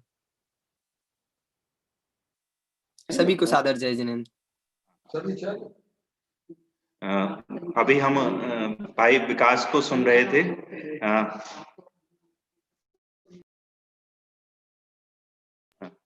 अभी हम भाई विकास को सुन रहे थे, जिसने अपनी दिल की भावनाएं, और हमारे बीच सामने संजय जी सर्वोदय अहिंसा से विराजित हैं, जो भावना विद्यार्थी ने व्यक्त की कि हम YouTube से बहुत सी क्लास आपकी सुनेंगे, हमने ऐसा ठान के रखा है। ये जो एक बड़ा कार्य संजय जी भाई साहब और उनकी पूरी टीम के प्रयास से हमारे इस क्लास के संचालन में विनीत जैन हटा, आकाश जैन अनंत, इन लोगों का बहुत अच्छा सहयोग रहा। इस उत्तम कार्य के लिए मैं पूरी सभा से चाहूंगा एक बार संजय जी के स्वागत में सभी लोग करतल ध्वनि से उनका अभिनंदन करते हैं कि इस उत्तम कार्य को उन्होंने लगभग 6, 7, 8 महीने से आपके द्वारा निरंतर बिना निष्पक्ष भावना से किया जा रहा है। चूंकि मैं हर वक्ता के बाद अब कोई भूमिका नहीं बनाऊंगा, समय भी हमारे पास बहुत कम है। अभी हम विद्यार्थियों को सुन रहे थे, विद्यार्थियों के साथ बहुत से साधर्मियों ने भी इन क्लासों का लाभ लिया। मैं साधर्मियों में से शिल्पा जैन नवी मुंबई को आवाज दे रहा हूँ, वह पधारें और अपनी बात कम शब्दों में यहाँ पर व्यक्त करें। शिल्पा जैन नवी मुंबई। सभी साधारण बंधु और आदरणीय पंडित जी को यथायोग्य विनय। पिछले जो 2-4 महीने से ये क्लास चल रही है, इसका हमने लाभ लिया। मुझे जो मेरा अनुभव रहा वो मैं 2-4 बिंदुओं में बताना चाहती हूँ। सबसे पहले हम न्याय विषय को ऐसा समझते थे कि ये तो सिर्फ पंडितों की बात है, लेकिन वो पढ़ने के बाद हमें ऐसा लगा कि अगर हम तो क्या कोई भी शुद्ध आत्मा की बात बताते थे वो उसको सही मानने लग जाते थे, लेकिन हमारे अंदर ऐसी बुद्धि जागृत हुई कि सही क्या है गलत क्या है ये निर्णय की क्षमता हुई। दूसरी बात, मैं मोक्ष मार्ग प्रकाशक जी के 5वें अधिकार को तो बिल्कुल महत्वहीन समझती थी। मुझे लगता था कि इसमें तो कोई दम ही नहीं, जब भी पढ़ती थी उन पन्नों को आगे बढ़ा देती थी। लेकिन ये क्लास सुनने के बाद मुझे लगा कि सबसे इम्पोर्टेंट है, यदि कोई चैप्टर है तो 5वां अध्याय, उसके द्वारा हम पूरी दुनिया से अपनी मान्यता को सही कर सकते हैं। तीसरी बात, जब भी छेड़ाला में प्रमाण, नए निक्षेप ऐसी बात आती थी, साध्य साधक, तो मुझे लगता था कि अध्यात्म में ऐसी पंडिताई वाली बातें क्यों, लेकिन न्याय विषय पढ़ने के बाद पंडित जी ने जो न्याय दीपिका और आप्त परीक्षा की क्लास ली, उसके माध्यम से मुझे काफी समझ आया कि वास्तव में इसको समझे बिना तो मतलब आत्मानुभूति के अंदर हम कदम नहीं रख सकते। चौथी बात कि जो रहस्यपूर्ण चिट्ठी है उसके अंदर जो अनुमान, तर्क, वितर्क ये सब टर्मिनोलॉजी आती थी तो हमें कुछ समझ नहीं आता था। अनुमान को हम गैस समझ लेते थे, तर्क आदि को हम ये समझते थे किसी से लड़ना है या अपनी बात प्रूव करनी है तो हम तर्क लगा देंगे, लेकिन इसका सच्चा स्वरूप यदि अनुमान, तर्क आदि का सच्चा स्वरूप हमें समझ आया आदरणीय पंडित जी की क्लास के बाद आया। और इसके अलावा भी बहुत सी जगह, छोटी छोटी जगह पंडित जी ने कई जगह मोक्ष मार्ग प्रकाशक जी में न्याय आदि को पढ़ने की प्रेरणा दी है। तो मुझे पंडित जी की क्लास अटेंड करने के बाद लगा कि वास्तव में यह विषय इतना उपयोगी है कि मोक्ष मार्ग की आधारशिला के लिए एक नींव के समान है ये। और पंडित जी ने जो अनेक सर्वोदय अहिंसा के चैनल पर भी जो अनेक मतलब टॉपिक्स पे बोला, जैसे भाषा पर हमारी कमांड होनी चाहिए, व्याकरण में होनी चाहिए, तो हमें बहुत ही अच्छा लगा। और पंडित जी आगामी काल में भी हमें ऐसा मार्गदर्शन देते रहे और हमारा मोक्ष मार्ग प्रशस्त करे। इसी भावना के साथ बहुत बहुत जय जिनेन्द्र। धन्यवाद। बहुत बहुत धन्यवाद शिल्पा जी का। सचमुच इस कठिनतम विषयों को जो विद्यार्थी निरंतर पढ़ने वाले हैं वो भी उतना हिम्मत नहीं कर पाते, और भाई साहब के सरलतम शैली में सबने लाभ लिया। मैं अभी आवाज दे रहा हूँ हमारे ट्रस्ट के अध्यक्ष, चूंकि मैं क्रम को भंग कर रहा हूँ क्योंकि भाई साहब यहीं पर आज रविवार को पधारते हैं। डॉक्टर महेश जी भाई साहब भी साथ में पधारे थे, तो भाई साहब वगैरह को यहाँ से निकलना है। मैं अभी अशोक जी भाई साहब हमारे ट्रस्ट के अध्यक्ष, उनको आवाज दे रहा हूँ। मैं आदरणीय भाई साहब के प्रति अपने शब्द समर्पित करेंगे। अशोक जी भाई साहब। सभी को सादर जय जिनेन्द्र। आदरणीय अभय जी भाई साहब सभा में विराजित हैं, सुनील जी विराजित हैं, और भाई साहब हमारे वीर सागर जी विराजित हैं। और वीर सागर जी भाई साहब ने मैंने भी उनकी 2-3 क्लास है ना सुनी हुई है। इतने सरलतम है ना जो वक्तव्य से और हम लोगों के गले उतार देते हैं। हमारा गला है ना, हमारे उतारने में कितनी तकलीफ का काम है। देखिए बच्चों को तो है ना इतना कष्टतम है ना जो बता रहे हैं कि एक इतना कठिन है ना जो ग्रंथ है। और अभी जैसे हमारे है ना महेश जी बता रहे थे कि 30 साल बाद मैंने पढ़ा है, और इतना सरलतम भाई साहब ने शैली में अपने सबको उतार दिया। हम उनका बहुत बहुत आभार व्यक्त करते हैं। और एक भाई साहब से एक वचन चाहते हैं कि जब भी है ना जो ये अनुकूलता समय की हो और ये सामान्य हो जाए तो कम से कम 10 दिन का हमारे विद्यालय में समय जरूर दें।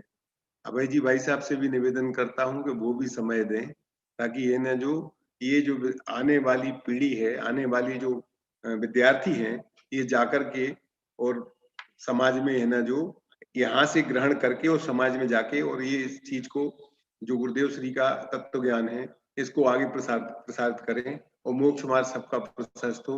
इसी भावना से मैं अपनी बात समाप्त करता हूँ। जय जय। बहुत बहुत धन्यवाद। और जो भावना भाई साहब ने भाई है उसी को मैं पुनः दोहराते हुए भाई साहब से चाहूंगा कि आप अवश्य सप्ताह भर का समय, 15 दिन का समय, जैसी भी आपको अनुकूलता हो, वर्ष में 1 बार 2 बार, तो 1 बार का वचन तो और 1 बार का समय हमारे महाविद्यालय के विद्यार्थियों के लिए आरक्षित कर रखें ही। मैं आवाज दे रहा हूँ भाई आशीष जी सहारनपुर को, वह पधारें और अपनी बात हमारे बीच रखेंगे। आशीष जी सहारनपुर।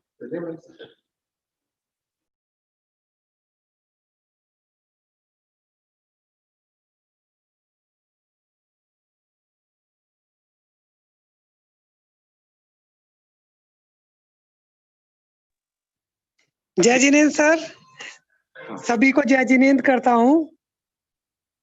मेरी आवाज आ पा रही है?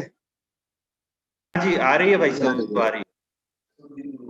सर मुझको मालूम भी नहीं था कि है ना यहाँ पे, मैं तो ये समझता था कि संदेश जी और वीर सागर जी के ही हम द्वारा सब कुछ ये सुन पा रहे हैं। मैं सभी का बहुत आभार व्यक्त करता हूँ। मैंने कभी कल्पना भी नहीं की थी कि मुझे ऐसा सौभाग्य मिल पाएगा कि मुझको इतना अच्छा धर्म पढ़ने को मिलेगा। मैं आपका वीर सागर सर का और संदेश जी भी इसके निमित्त रहे हैं। मैं संदेश जी का भी बहुत बहुत आभारी हूँ। और संदेश जी से मुझको पता चला है कि यहाँ पर बहुत लोगों का सहयोग रहा। मैं उनका हाथ जोड़कर बहुत बहुत आभारी हूँ। वीर सागर जी सर ने हमको बहुत ही अच्छी तरह से सारे के सारे संस्कृत की भी वे हमको व्याकरण का हमें ज्ञान देते थे और सभी चीजों को इतना खुद भी रस ले लेकर जो हमको पढ़ाते थे, तो हमको उसके अंदर और भी अधिक रस महसूस देता था।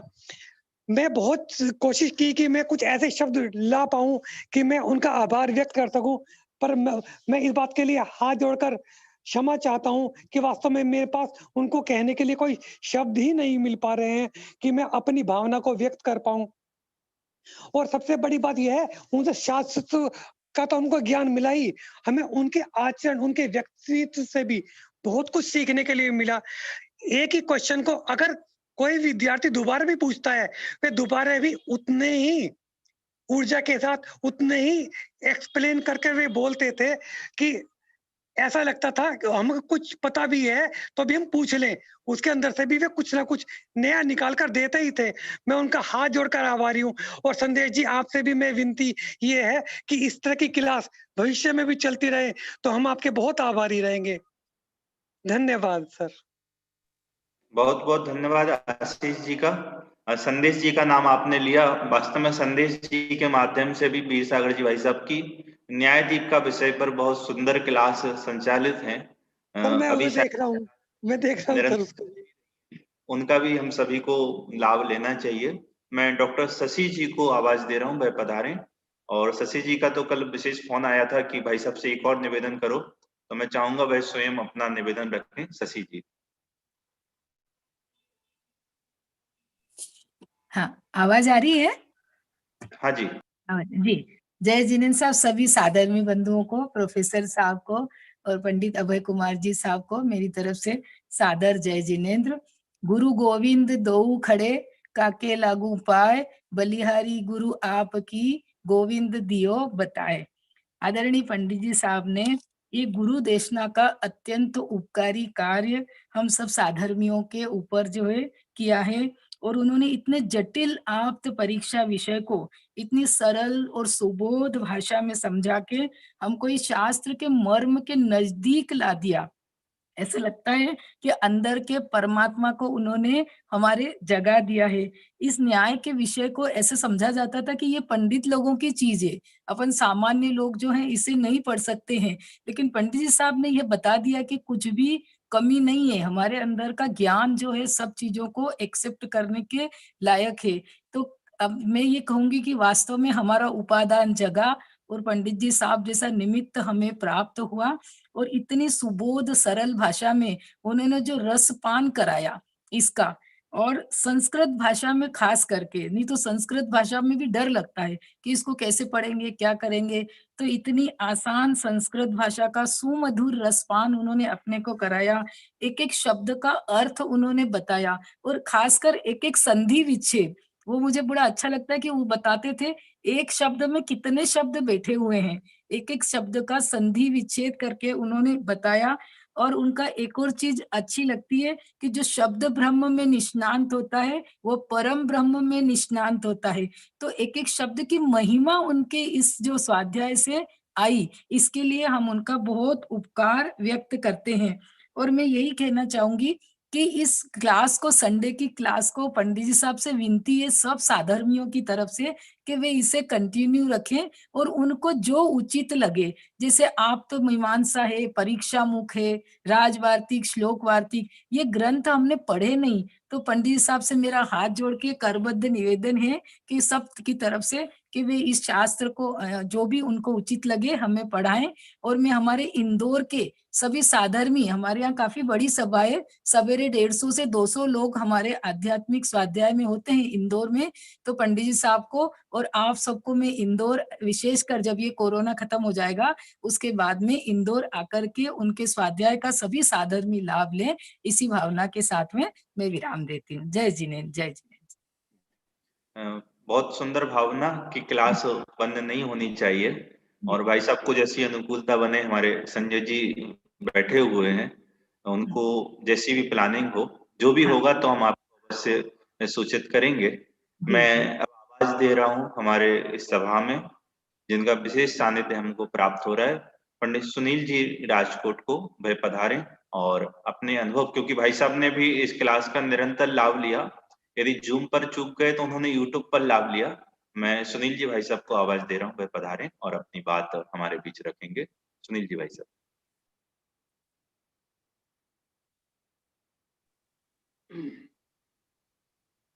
ओम नमः सिद्धेभ्यः, ओम नमः सिद्धेभ्यः।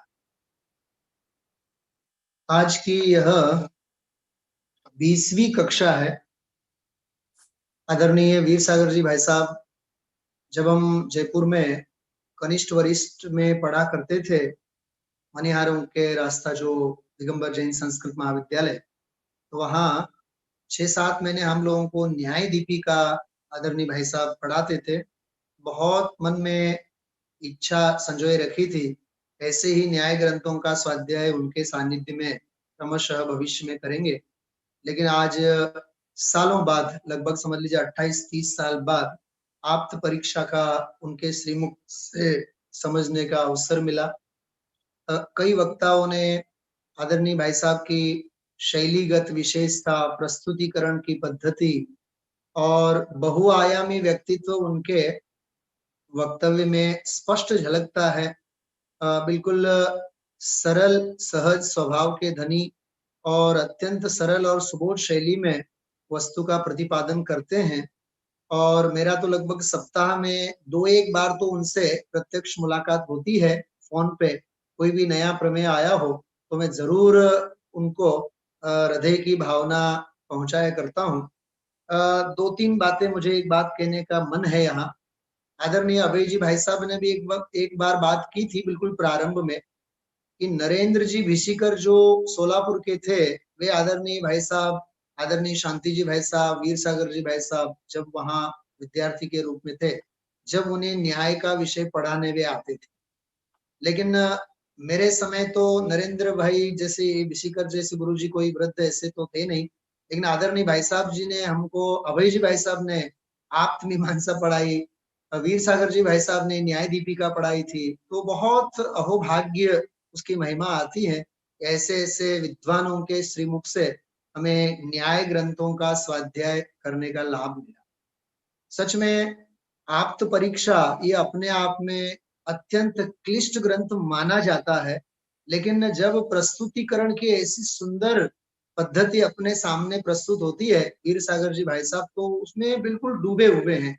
उनकी आप समीक्षा पढ़िए, उनकी वो सरल अभिव्यक्ति पढ़िए, विशेषार्थों में जो विषय, जैसे आज हस्तामलकवत वाला रहस्य आपने समझाया, तो ये बहुत अलौकिक, पूरा मतलब विद्वत्ता सभर उन्होंने विशेषार्थ वगैरह सब लिखे हैं। तो सभी विद्यार्थियों से खास करके करबद्ध प्रार्थना है कि इस ग्रंथ का बारंबार स्वाध्याय किया जाए। इस प्रसंग में जैसे आज वीर सागर जी भाई साहब का जो प्रथम उद्बोधन था, उसमें उन्होंने बहुत सुंदर संक्षेप में आप्त परीक्षा की सारी विषय वस्तु समझाते समझाते समझाते विषय का भी आज जो समापन किया, तो अंत में जो छंदों का वैविध्य आया, उसमें जब 121 नंबर का जो श्लोक आया तो बोले कि घंटों इसके ऊपर बोला जा सकता है, इतना बढ़िया श्लोक है। मतलब वो स्वयं कितना डूबते हैं उन छंदों में, उन छंदों के भावों में। ऐसा लगता है कि विद्यानंद आचार्य के बिल्कुल गर्भगृह में विराजमान होकर के वे अपनी भावना व्यक्त करते हैं। तो बहुत सुंदर न्याय के बारे में जो आज ही भाई साहब ने कहा, इससे पहले भी कई बार कहा, सोमदेव सूरी का उदाहरण देकर के कि भाई अन्वीक्षिकी तो अध्यात्म, क्योंकि द्रव्यान योग की जो प्रशाखाएं हैं इनमें न्याय और अध्यात्म है। समय सार आदि ये सारे न्याय अध्यात्म के ग्रंथ हैं। आलाप पद्धति है, परीक्षा मुख है, आप्त परीक्षा है, प्रमेय रत्नमाला है, प्रमेय कमल मार्तंड है, ये सारे के सारे न्याय के ग्रंथ हैं। और न्याय के बिना अध्यात्म सिद्ध प्रसिद्ध नहीं हो सकता है। प्रवचन सार की सारी शैली न्याय शैली में है। तो तहे दिल से मैं आदरणीय भाई साहब वीर सागर जी भाई साहब को प्रणाम करता हूँ। और शुभम, शायद आप सुनते हो, पता नहीं मुझे, आदरणीय कल्पना बहन जी जो वहाँ अपने अलीगढ़ में अभी धौला जी का वाचन चल रहा है, तो आज ही मैं 10-15 मिनट लेट भी इसलिए हुआ, 10 ही मिनट लेट हुआ, क्योंकि 1:30 से लेकर के 3 बजे तक वो कक्षा चलती है। उस कक्षा के अंतर्गत अरहंत भगवान को 4 अघातियां शेष होने पर भी उन्हें सबसे पहले नमस्कार किया। ये कहीं पक्षपात तो नहीं है, इस संदर्भ में एक बहुत सुंदर प्रकरण आया पेज नंबर 55 पे। तो दश वैकालिक ग्रंथ का एक बहुत सुंदर श्लोक उसमें दिया गया। मैं ये श्लोक और इस श्लोक के जो भाव हैं ये मैं आदरणीय वीर सागर जी भाई साहब के प्रति समर्पित करना चाहता हूँ। ये लिखा है, मूल गाथा तो नहीं पढ़ूंगा लेकिन हिंदी का मैं अर्थ पढ़ता हूँ। जिसके समीप धर्म मार्ग प्राप्त करे उसके समीप विनय युक्त होकर प्रवृत्ति करनी चाहिए तथा उसका शिर पंचक अर्थात मस्तक, दोनों हाथ और दोनों जंघाएं इन पंचांगों से तथा काय वचन मन से निरंतर सत्कार करना चाहिए। इतना आनंद आया इस प्रकरण को पढ़ते हुए। सच में आज समापन की कक्षा थी तो मुझे लगा कि ये विषय में जरूर यहाँ आप सबके सन्मुख प्रस्तुत करूं, तो मैंने आपके सामने रखी है। एक दो और बातें मैं इसके संदर्भ में कहूं। उपदेश सिद्धांत रत्नमाला में बहुत सुंदर बात आती है देव और सुदेव से संबंधित। जितने भी विद्यार्थी और मुमुक्षु भाई बहन बैठे हैं इन कक्षाओं में, आदरणीय वीर सागर जी भाई साहब ने आज भी बोला था, यह एक श्रेष्ठ देव भक्ति है। आप्त परीक्षा मतलब बिल्कुल देव भक्ति है। वीतरागता, सर्वज्ञता और हितोपदेशीपना, इनकी परीक्षा, इनकी कसौटी इसके अंतर्गत की गई है। इस संदर्भ में उपदेश सिद्धांत रत्नमाला में एक दो बहुत सुंदर संदर्भ आए हुए हैं। अपनी शक्ति की हीनता के कारण यदि तू व्रत, तप, अध्ययन और दान आदि नहीं कर पाता है तो भले ही मत कर, परंतु एक सर्वज्ञ वीतराग देव की श्रद्धा तो दृढ़ रखें। बिल्कुल यह आप्त परीक्षा के माध्यम से आदरणीय भाई साहब ने जो सच्चे देव के प्रति जो दृढ़ता हमको प्रदान की है उसके लिए आदरणीय भाई साहब अभिनंदन के पात्र है। इसमें एक और बहुत सुंदर बात कही, थोड़ा व्यतिरेक अलंकार वाला रूपक है। जिनराज के गुण रूपी रत्नों की महानिधि पा करके भी एक बच्चा ने बोला था कि हमने क्या पाया क्या खोया, अरे हमने क्या नहीं पाया, ये उस लड़के ने कहा था। तो यहाँ कह रहे हैं कि ऐसी रत्नों की महानिधि पाकर के भी मिथ्यात्व क्यों नहीं जाता, यह आश्चर्य की बात है। अथवा निधान पाकर भी कृपण पुरुष तो दरिद्री ही रहता है, इसमें क्या आश्चर्य की बात है। और अंत में एक बहुत सुंदर, मैं जरूर ये संदर्भ बताना चाहूंगा। अरहंत देव का स्वरूप जैसा कहा गया है वैसा युक्ति और शास्त्र से अविरोध रूप से परीक्षावानों को तो प्रकट होता ही है। देखिए आप तो परीक्षा ग्रंथ का हम आप लोगों ने स्वाध्याय किया, परंतु जिन जीवों के मिथ्यात्व का उदय है उनको कुछ भी नहीं भासता। कहने का मतलब ये है कि इतनी 20-20 कक्षाओं में सवा घंटे, 1.5 घंटे की कक्षाएं हम आप लोगों ने यहाँ आदरणीय भाई साहब के श्रीमुख से लाभ लिया है। तो सच में ऐसे आप्त की परीक्षा, आप्त की कसौटी, आप्त की श्रद्धा हम आप लोगों को हुए बिना न रहे। और जैसे अभी बहन ने भी एक भावना व्यक्त की है, कक्षाओं का दौर चलते रहना चाहिए। और प्रत्यक्ष मैं सुभाष जी भाई साहब से निवेदन करना चाहूंगा, आप वीर सागर जी भाई साहब को वहां प्रत्यक्ष तो बुला रहे हैं लेकिन जरूर ऑनलाइन भी आप व्यवस्था वहां कीजिए ताकि हम दूर देश में जहां बैठे हैं हम उनका पूरा लाभ ले सकें। आदरणीय भाई साहब को वंदन करते हुए मैं अपना अभिप्राय समाप्त करता हूँ। बहुत बहुत धन्यवाद सुनील जी भाई साहब का। जैसा भाई साहब का हृदय है, बहुत उदार हृदय है और वैसे ही आपकी मधुर वाणी है, आपके मुख से निकलने वाली हर बात हृदय को चुभने वाली है। बहुत सुंदर उद्बोधन और बहुत अच्छी भावनाएं हमने अभी सुनील जी भाई साहब से सुनी। और अब मैं आवाज दे रहा हूँ जिनका विशेष उद्बोधन और जिनकी वाणी ही सबको बहुत प्रभावित करती है, हमारे लिए तो सब कुछ सिखाने वाले, मैं सीधा बिना किसी भूमिका के, क्योंकि भाई साहब के लिए तो एक ही पंक्ति पर्याप्त है कि आपकी वक्तृत्व, आपकी उपस्थिति ही पर्याप्त है, आपका वक्तृत्व ही आपका परिचय है। आदरणीय अभय जी भाई साहब को मैं आवाज दे रहा हूं, वह पधारें और इस सभा को अपने शब्दों में संबोधित करेंगे। आदरणीय अभय जी भाई साहब।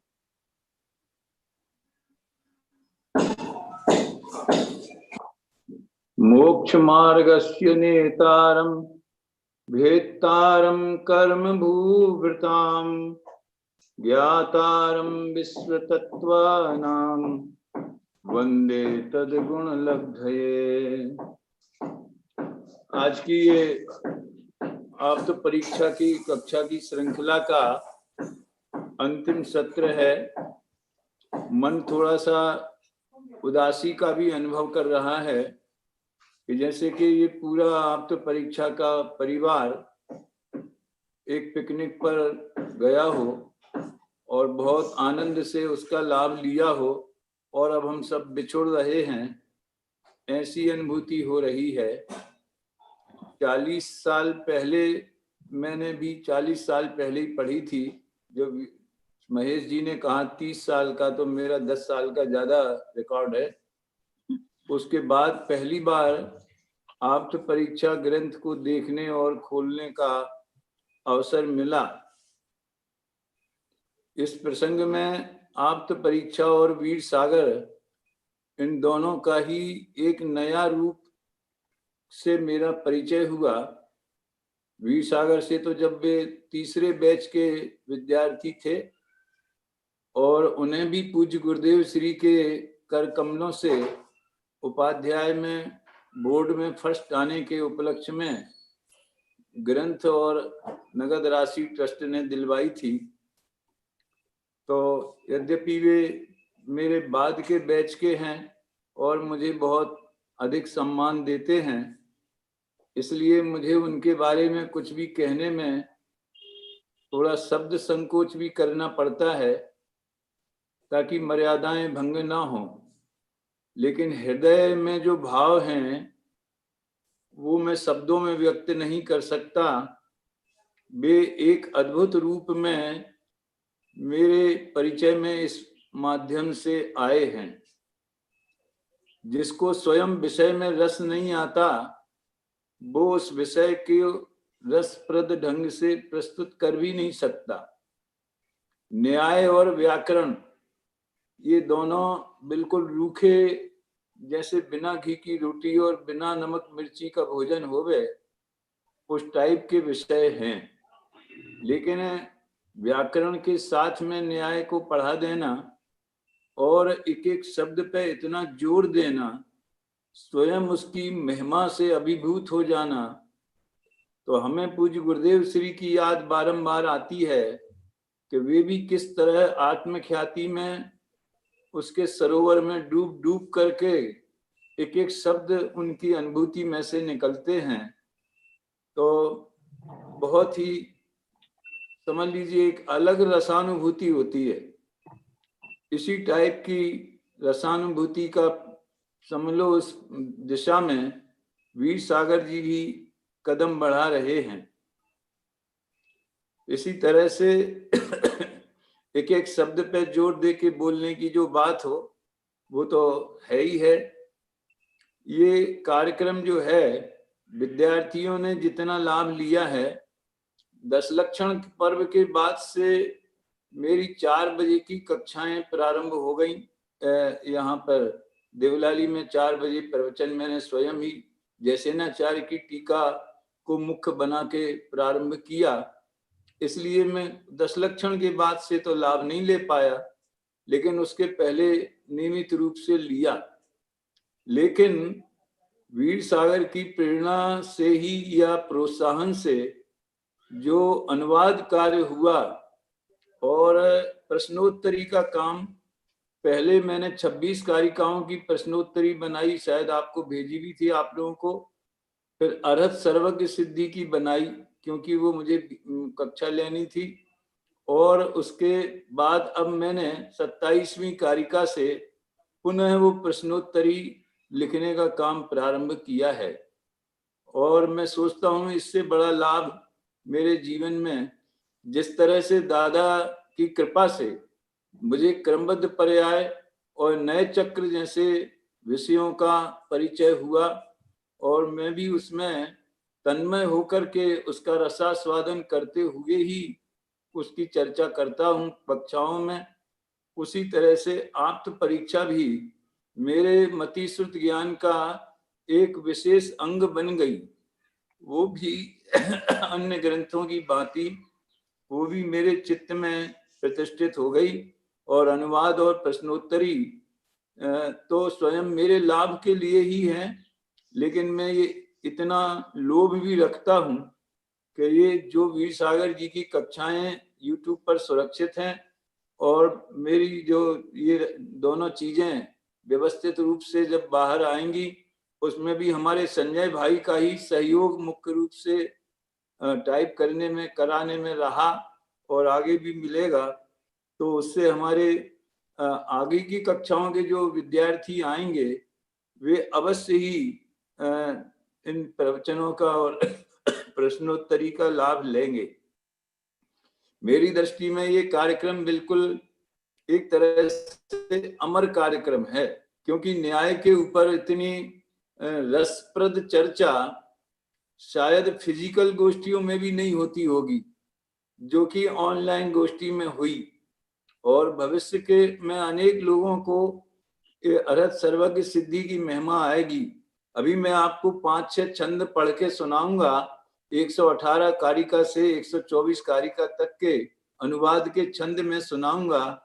जब मैंने 124 कारिका का, जिसमें उन्होंने 123 कारिका का अनुवाद किया, तब मुझे भी इतनी महिमा आई कि ये मोक्ष मार्ग से नेतारम वाला जो सूत्र मंगलाचरण है, इसको विद्यानंद स्वामी इतना सर्वोपरि स्थान देते हैं।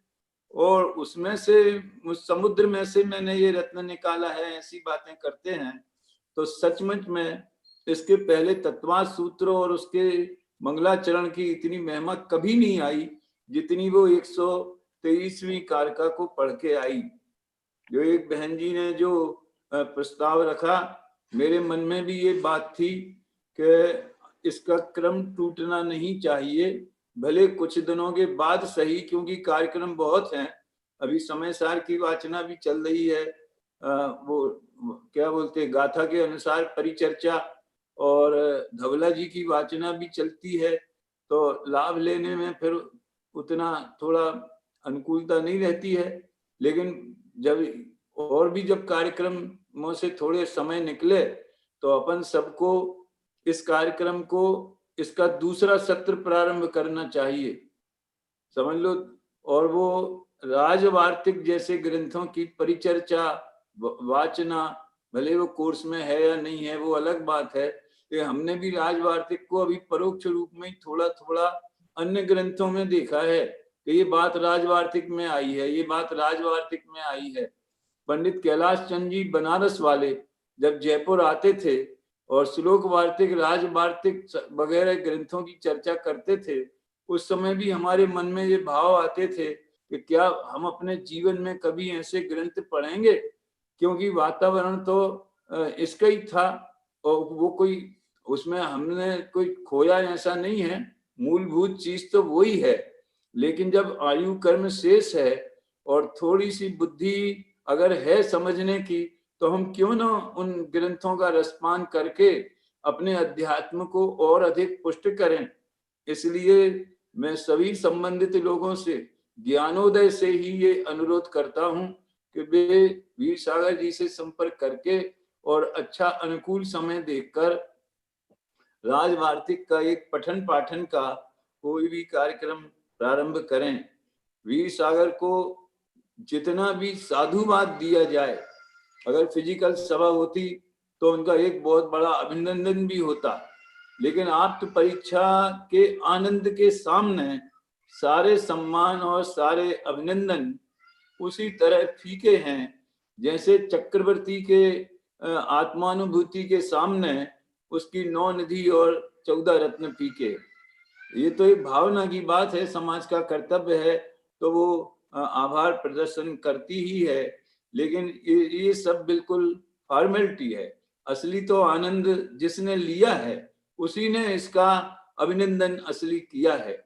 मैं ज्यादा कहने से बचना चाहता हूँ क्योंकि थोड़ा भावुक प्रकृति का भी हूँ, तो ज्यादा कहने का अभी समय भी नहीं है। आप ध्यान से सुनिए, 118 कारिका से मोक्ष मार्ग का स्वरूप किस तरह से निबद्ध किया है।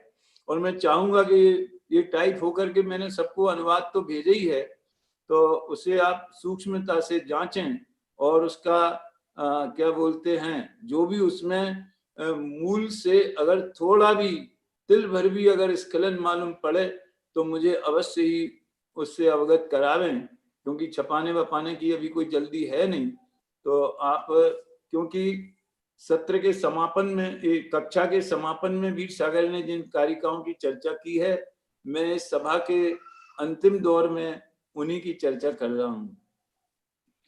मुक्ति का है मार्ग सम्यक दर्शनादि रूप त्रय, विशेषतः ज्ञातव्य है, नहीं अन्यथा जो विरोध हो। अरहंत हैं शिव पथ प्रणेता, सर्वथा निर्बाध यह, सर्वज्ञता का आश्रय, सर्वज्ञ ही ज्ञातव्य है।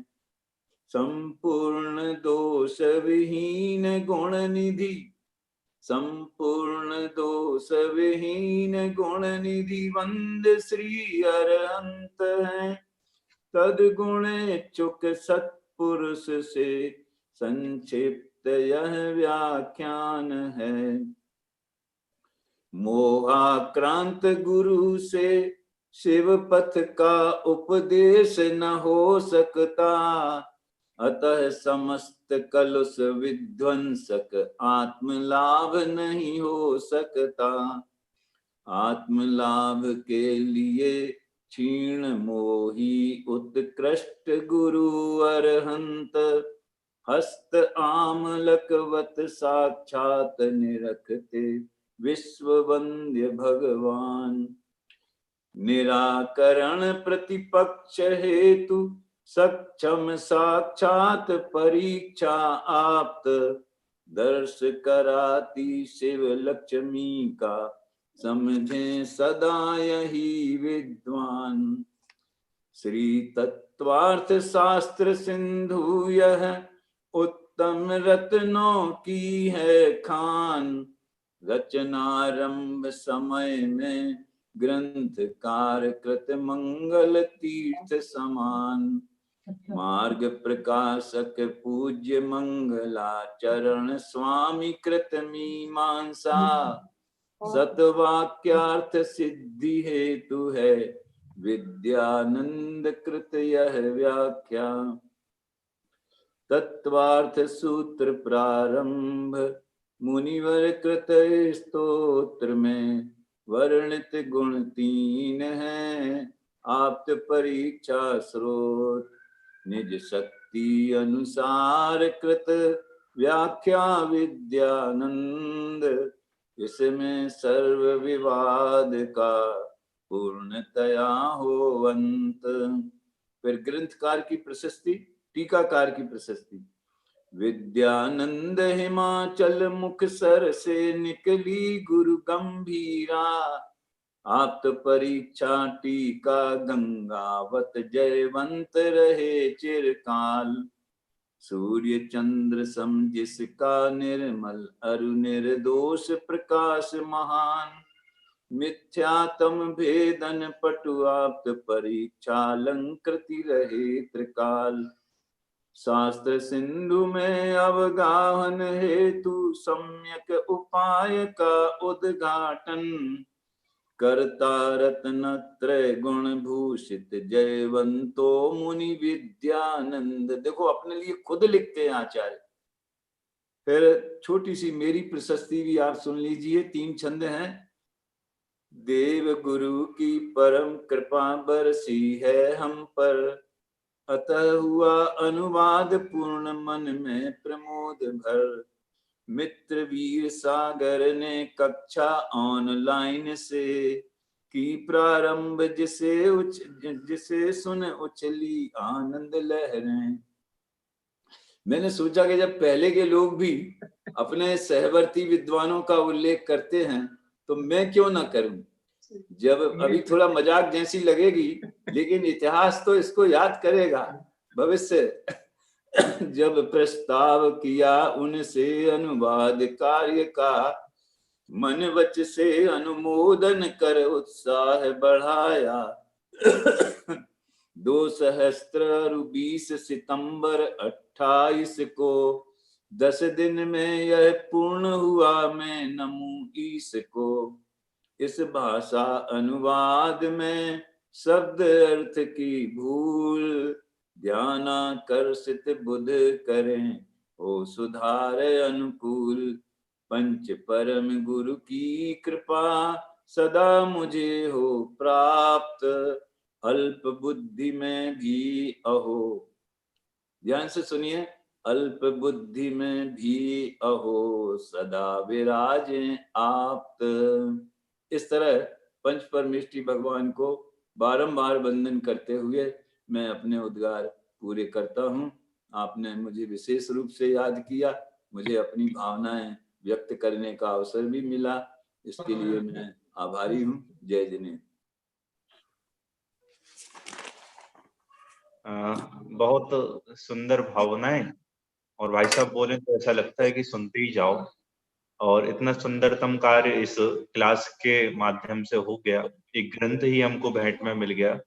मैं बहुत बहुत अपनी ओर से, ज्ञानोदय महाविद्यालय की ओर से आदरणीय भाई साहब का अभिनंदन और आभार मानता हूं कि हमारे छोटे से निवेदन को आपने स्वीकार कर इस सभा में अपनी उपस्थिति दर्ज की। मैं सीधा बीर सागर जी भाई साहब के पास चलता हूं और अंतिम उद्बोधन के, इस क्लास के अंतिम उद्बोधन के रूप में आपसे निवेदन करता हूं। बीर सागर जी भाई साहब। सभी को आपका सच्चा ज्ञान हो, श्रद्धान हो, मैं यही मंगल कामना करता हूँ। अधिक क्या कहूँ, 20 कक्षाओं में सब कुछ कहा है। सबको आपके स्वरूप के श्रद्धान रूप फल की प्राप्ति हो, यही मेरी मंगल कामना है। और आगे की कक्षा का भी विचार करके आपको सूचित करेंगे। बहुत बहुत धन्यवाद। जय जी। वीर सागर जी साहब। राजभारत के अलावा आपके चिंतन में कोई ऐसे ही महत्वपूर्ण ग्रंथ आए हों जो हम लोगों को मालूम नहीं हो, तो आप उसका भी प्रस्ताव रखें, और उसके आधार पर भी अपन ये समागम, देखिए एक तरफ धबला और एक तरफ ये न्याय ग्रंथ, वाह, दोनों का बहुत सुंदर संयोग है। तो बहुत आप जरूर इस रूप में भी हमारे बीच में उपस्थित रहें, यही मेरी कामना है। जरूर भाई साहब, जरूर जरूर। सहज स्वीकृति मानते हुए जैसी अनुकूलता और काल पकेगा, हमें अवश्य अन्य आगम का, मूल आगम का स्वाध्याय का लाभ मिलेगा। मैं अभी संजय जी, पंडित संजय जी शास्त्री सर्वोदय अहिंसा की ओर से उनको आवाज दे रहा हूँ, वह पधारें। और सचमुच कितने भी ऑनलाइन कार्यक्रम हो रहे हैं, उन सभी कार्यक्रमों में बिल्कुल बहुत अच्छे भाव से सबको मौका देते हुए, आपका कार्यक्रम है, आप करो, जो सहयोग चाहिए हमारी ओर से, केवल हमारे लिए ऐसा कहा हो, आप किसी के द्वारा भी कार्यक्रम करने की भावना हो, और सर्वोदय अहिंसा की टीम ने अपनी ओर से सहयोग की भावना हमेशा व्यक्त की। था ना, पूरा हो गया। नाम चाहिए ना कुछ चाहिए, और मैंने उनसे निवेदन किया, चूंकि उन्होंने बोला कि मैं क्या आभार करूंगा, लेकिन फिर भी मैं उनको आवाज देता हूँ, वह पधारें। और दो लोगों ने फिर मेरे लिए, संजय जी पंडित जी ने बोला, अभय जी ने, सभी को सादर जय जिनेंद्र। कि वो एक बहन ने बोला है, मेरा कहना बस इतना सा है कि जो भाई साहब, अभय जी भाई साहब ने भी हाँ, आज उनका समापन के स्वाध्याय का किया ना, आभार प्रदर्शन वीर सागर जी का, जिन्होंने पढ़ाया ग्रंथ पूरा हो गया, तो उनको थैंक यू दिया ना।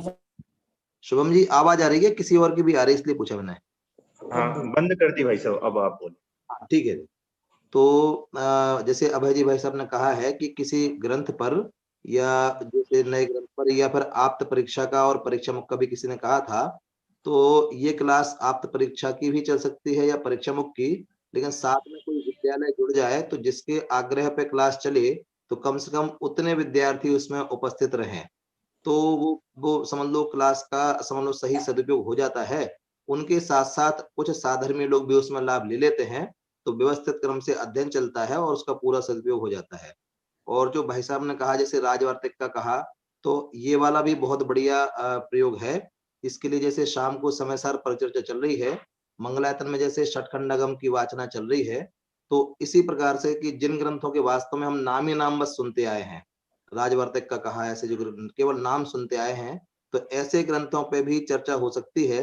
उसके लिए बस इतना है कि पहले से ही विद्वानों से संपर्क कर लिया जाए कि कौन कौन उसमें उपस्थित रहेगा, और जो उसके बाद सहज उपस्थित हो वो अलग बात है, लेकिन एक बार वो चर्चा हो जाए तो ये कार्यक्रम बहुत अच्छे से चल सकता है। और इसमें इसके जैसे अब ऑनलाइन ही समझ लो, भले ही ऑफलाइन कार्यक्रम शुरू हो जाए, लेकिन ऐसे कार्यक्रम तो ऑनलाइन इसलिए चलते रहेंगे क्योंकि सब विद्वान एक साथ बैठ जाएं और इतने लंबे समय तक, महीनों महीनों तक बैठ जाएं, तो वो संभव नहीं है। तो इसमें हमें जो सहयोग हमसे बनेगा वो हम जरूर करेंगे इसमें। और साथ में हमारे जो विनीत जी शास्त्री हटा, जो इसका लाइव संचालन का हम पूरा देख रहे हैं, साथ में बीच बीच में हमारे आकाश शास्त्री जो ध्रुवधाम के शास्त्री हैं, उनका भी हमें सहयोग प्राप्त हुआ है, वो भी धन्यवाद के पात्र हैं। जितने श्रोता इसमें जुड़े हैं वो हम तो उनको विशेष रूप से धन्यवाद का पात्र मानते हैं कि भाई साहब से जब भी कहो तो भाई साहब हमेशा उपलब्ध रहते हैं, अपना कीमती समय निकाल कर हमें देते हैं। लेकिन अगर श्रोता उसका लाभ नहीं लें तो वो फिर थोड़ा सा ऐसे ही काम हो जाता है। तो वो श्रोता भी हमारे जो हैं और हमारे ज्ञानोदय के विद्यार्थी हैं, छात्र जो हैं, वो भी बहुत बहुत धन्यवाद के पात्र हैं। और हमसे जो शुभम जी ने, जैसे बस हमने तो केवल इतना काम किया कि लाइव संचालन करने में हमने बस अपना सहयोग दिया, बाकी भाई साहब से बात करना या श्रोताओं का कुछ जैसे परीक्षा लेना और कुछ भी जो कुछ करना, वो सारा काम हमारे शुभम जी ने संभाला है। और हमें समझ लो इस योग्य समझा कि लाइव में हमें साथ में जोड़ने के लिए उन्होंने हमें कहा, तो उसके लिए हम उनके लिए भी बहुत बहुत धन्यवाद देना चाहते हैं। हमारे लायक जब भी कोई काम किसी का भी होगा तो हम सहर्ष उसके लिए तैयार हैं। सभी को धन्यवाद। जय जिनेंद्र। बहुत बहुत धन्यवाद संजय जी भाई साहब का। साथ में विनीत जी का आपने नाम लिया, सचमुच हम जो भी लोग हैं वो केवल अपने लैपटॉप के आगे या मोबाइल के आगे बैठ जाते हैं, उसके पीछे की प्लानिंग हो या उसके पीछे की व्यवस्था हो जिसको चिंता करनी पड़ती है, वो इस काम को जो समझता है और करता है उसकी बहुत मेहनत पीछे से होती है। हम विनीत जी हटा, पंडित विनीत शास्त्री हटा को बहुत बहुत धन्यवाद ज्ञानोदय परिवार की ओर से देते हैं कि जिन्होंने इस कार्यक्रम के निर्विघ्न समाप्ति के लिए और हमेशा के लिए एक जो संकलन हमारे पास बन गया उसके लिए बहुत बहुत सहयोग किया। और चूंकि समय भी हमारा हो चुका है, मैं पुनः वीर सागर जी भाई साहब का बहुत बहुत अभिनंदन और आभार मानते हुए आदरणीय सभी विद्वानों की अनुमति से इस सभा को यहीं पर हम विराम देंगे। जय महावीर भगवान की जय हो, आप्त परीक्षा ग्रंथ की जय हो, आचार्य विद्यानंद स्वामी की जय। सभी को जय जिनेंद्र। जय जिनेंद्र।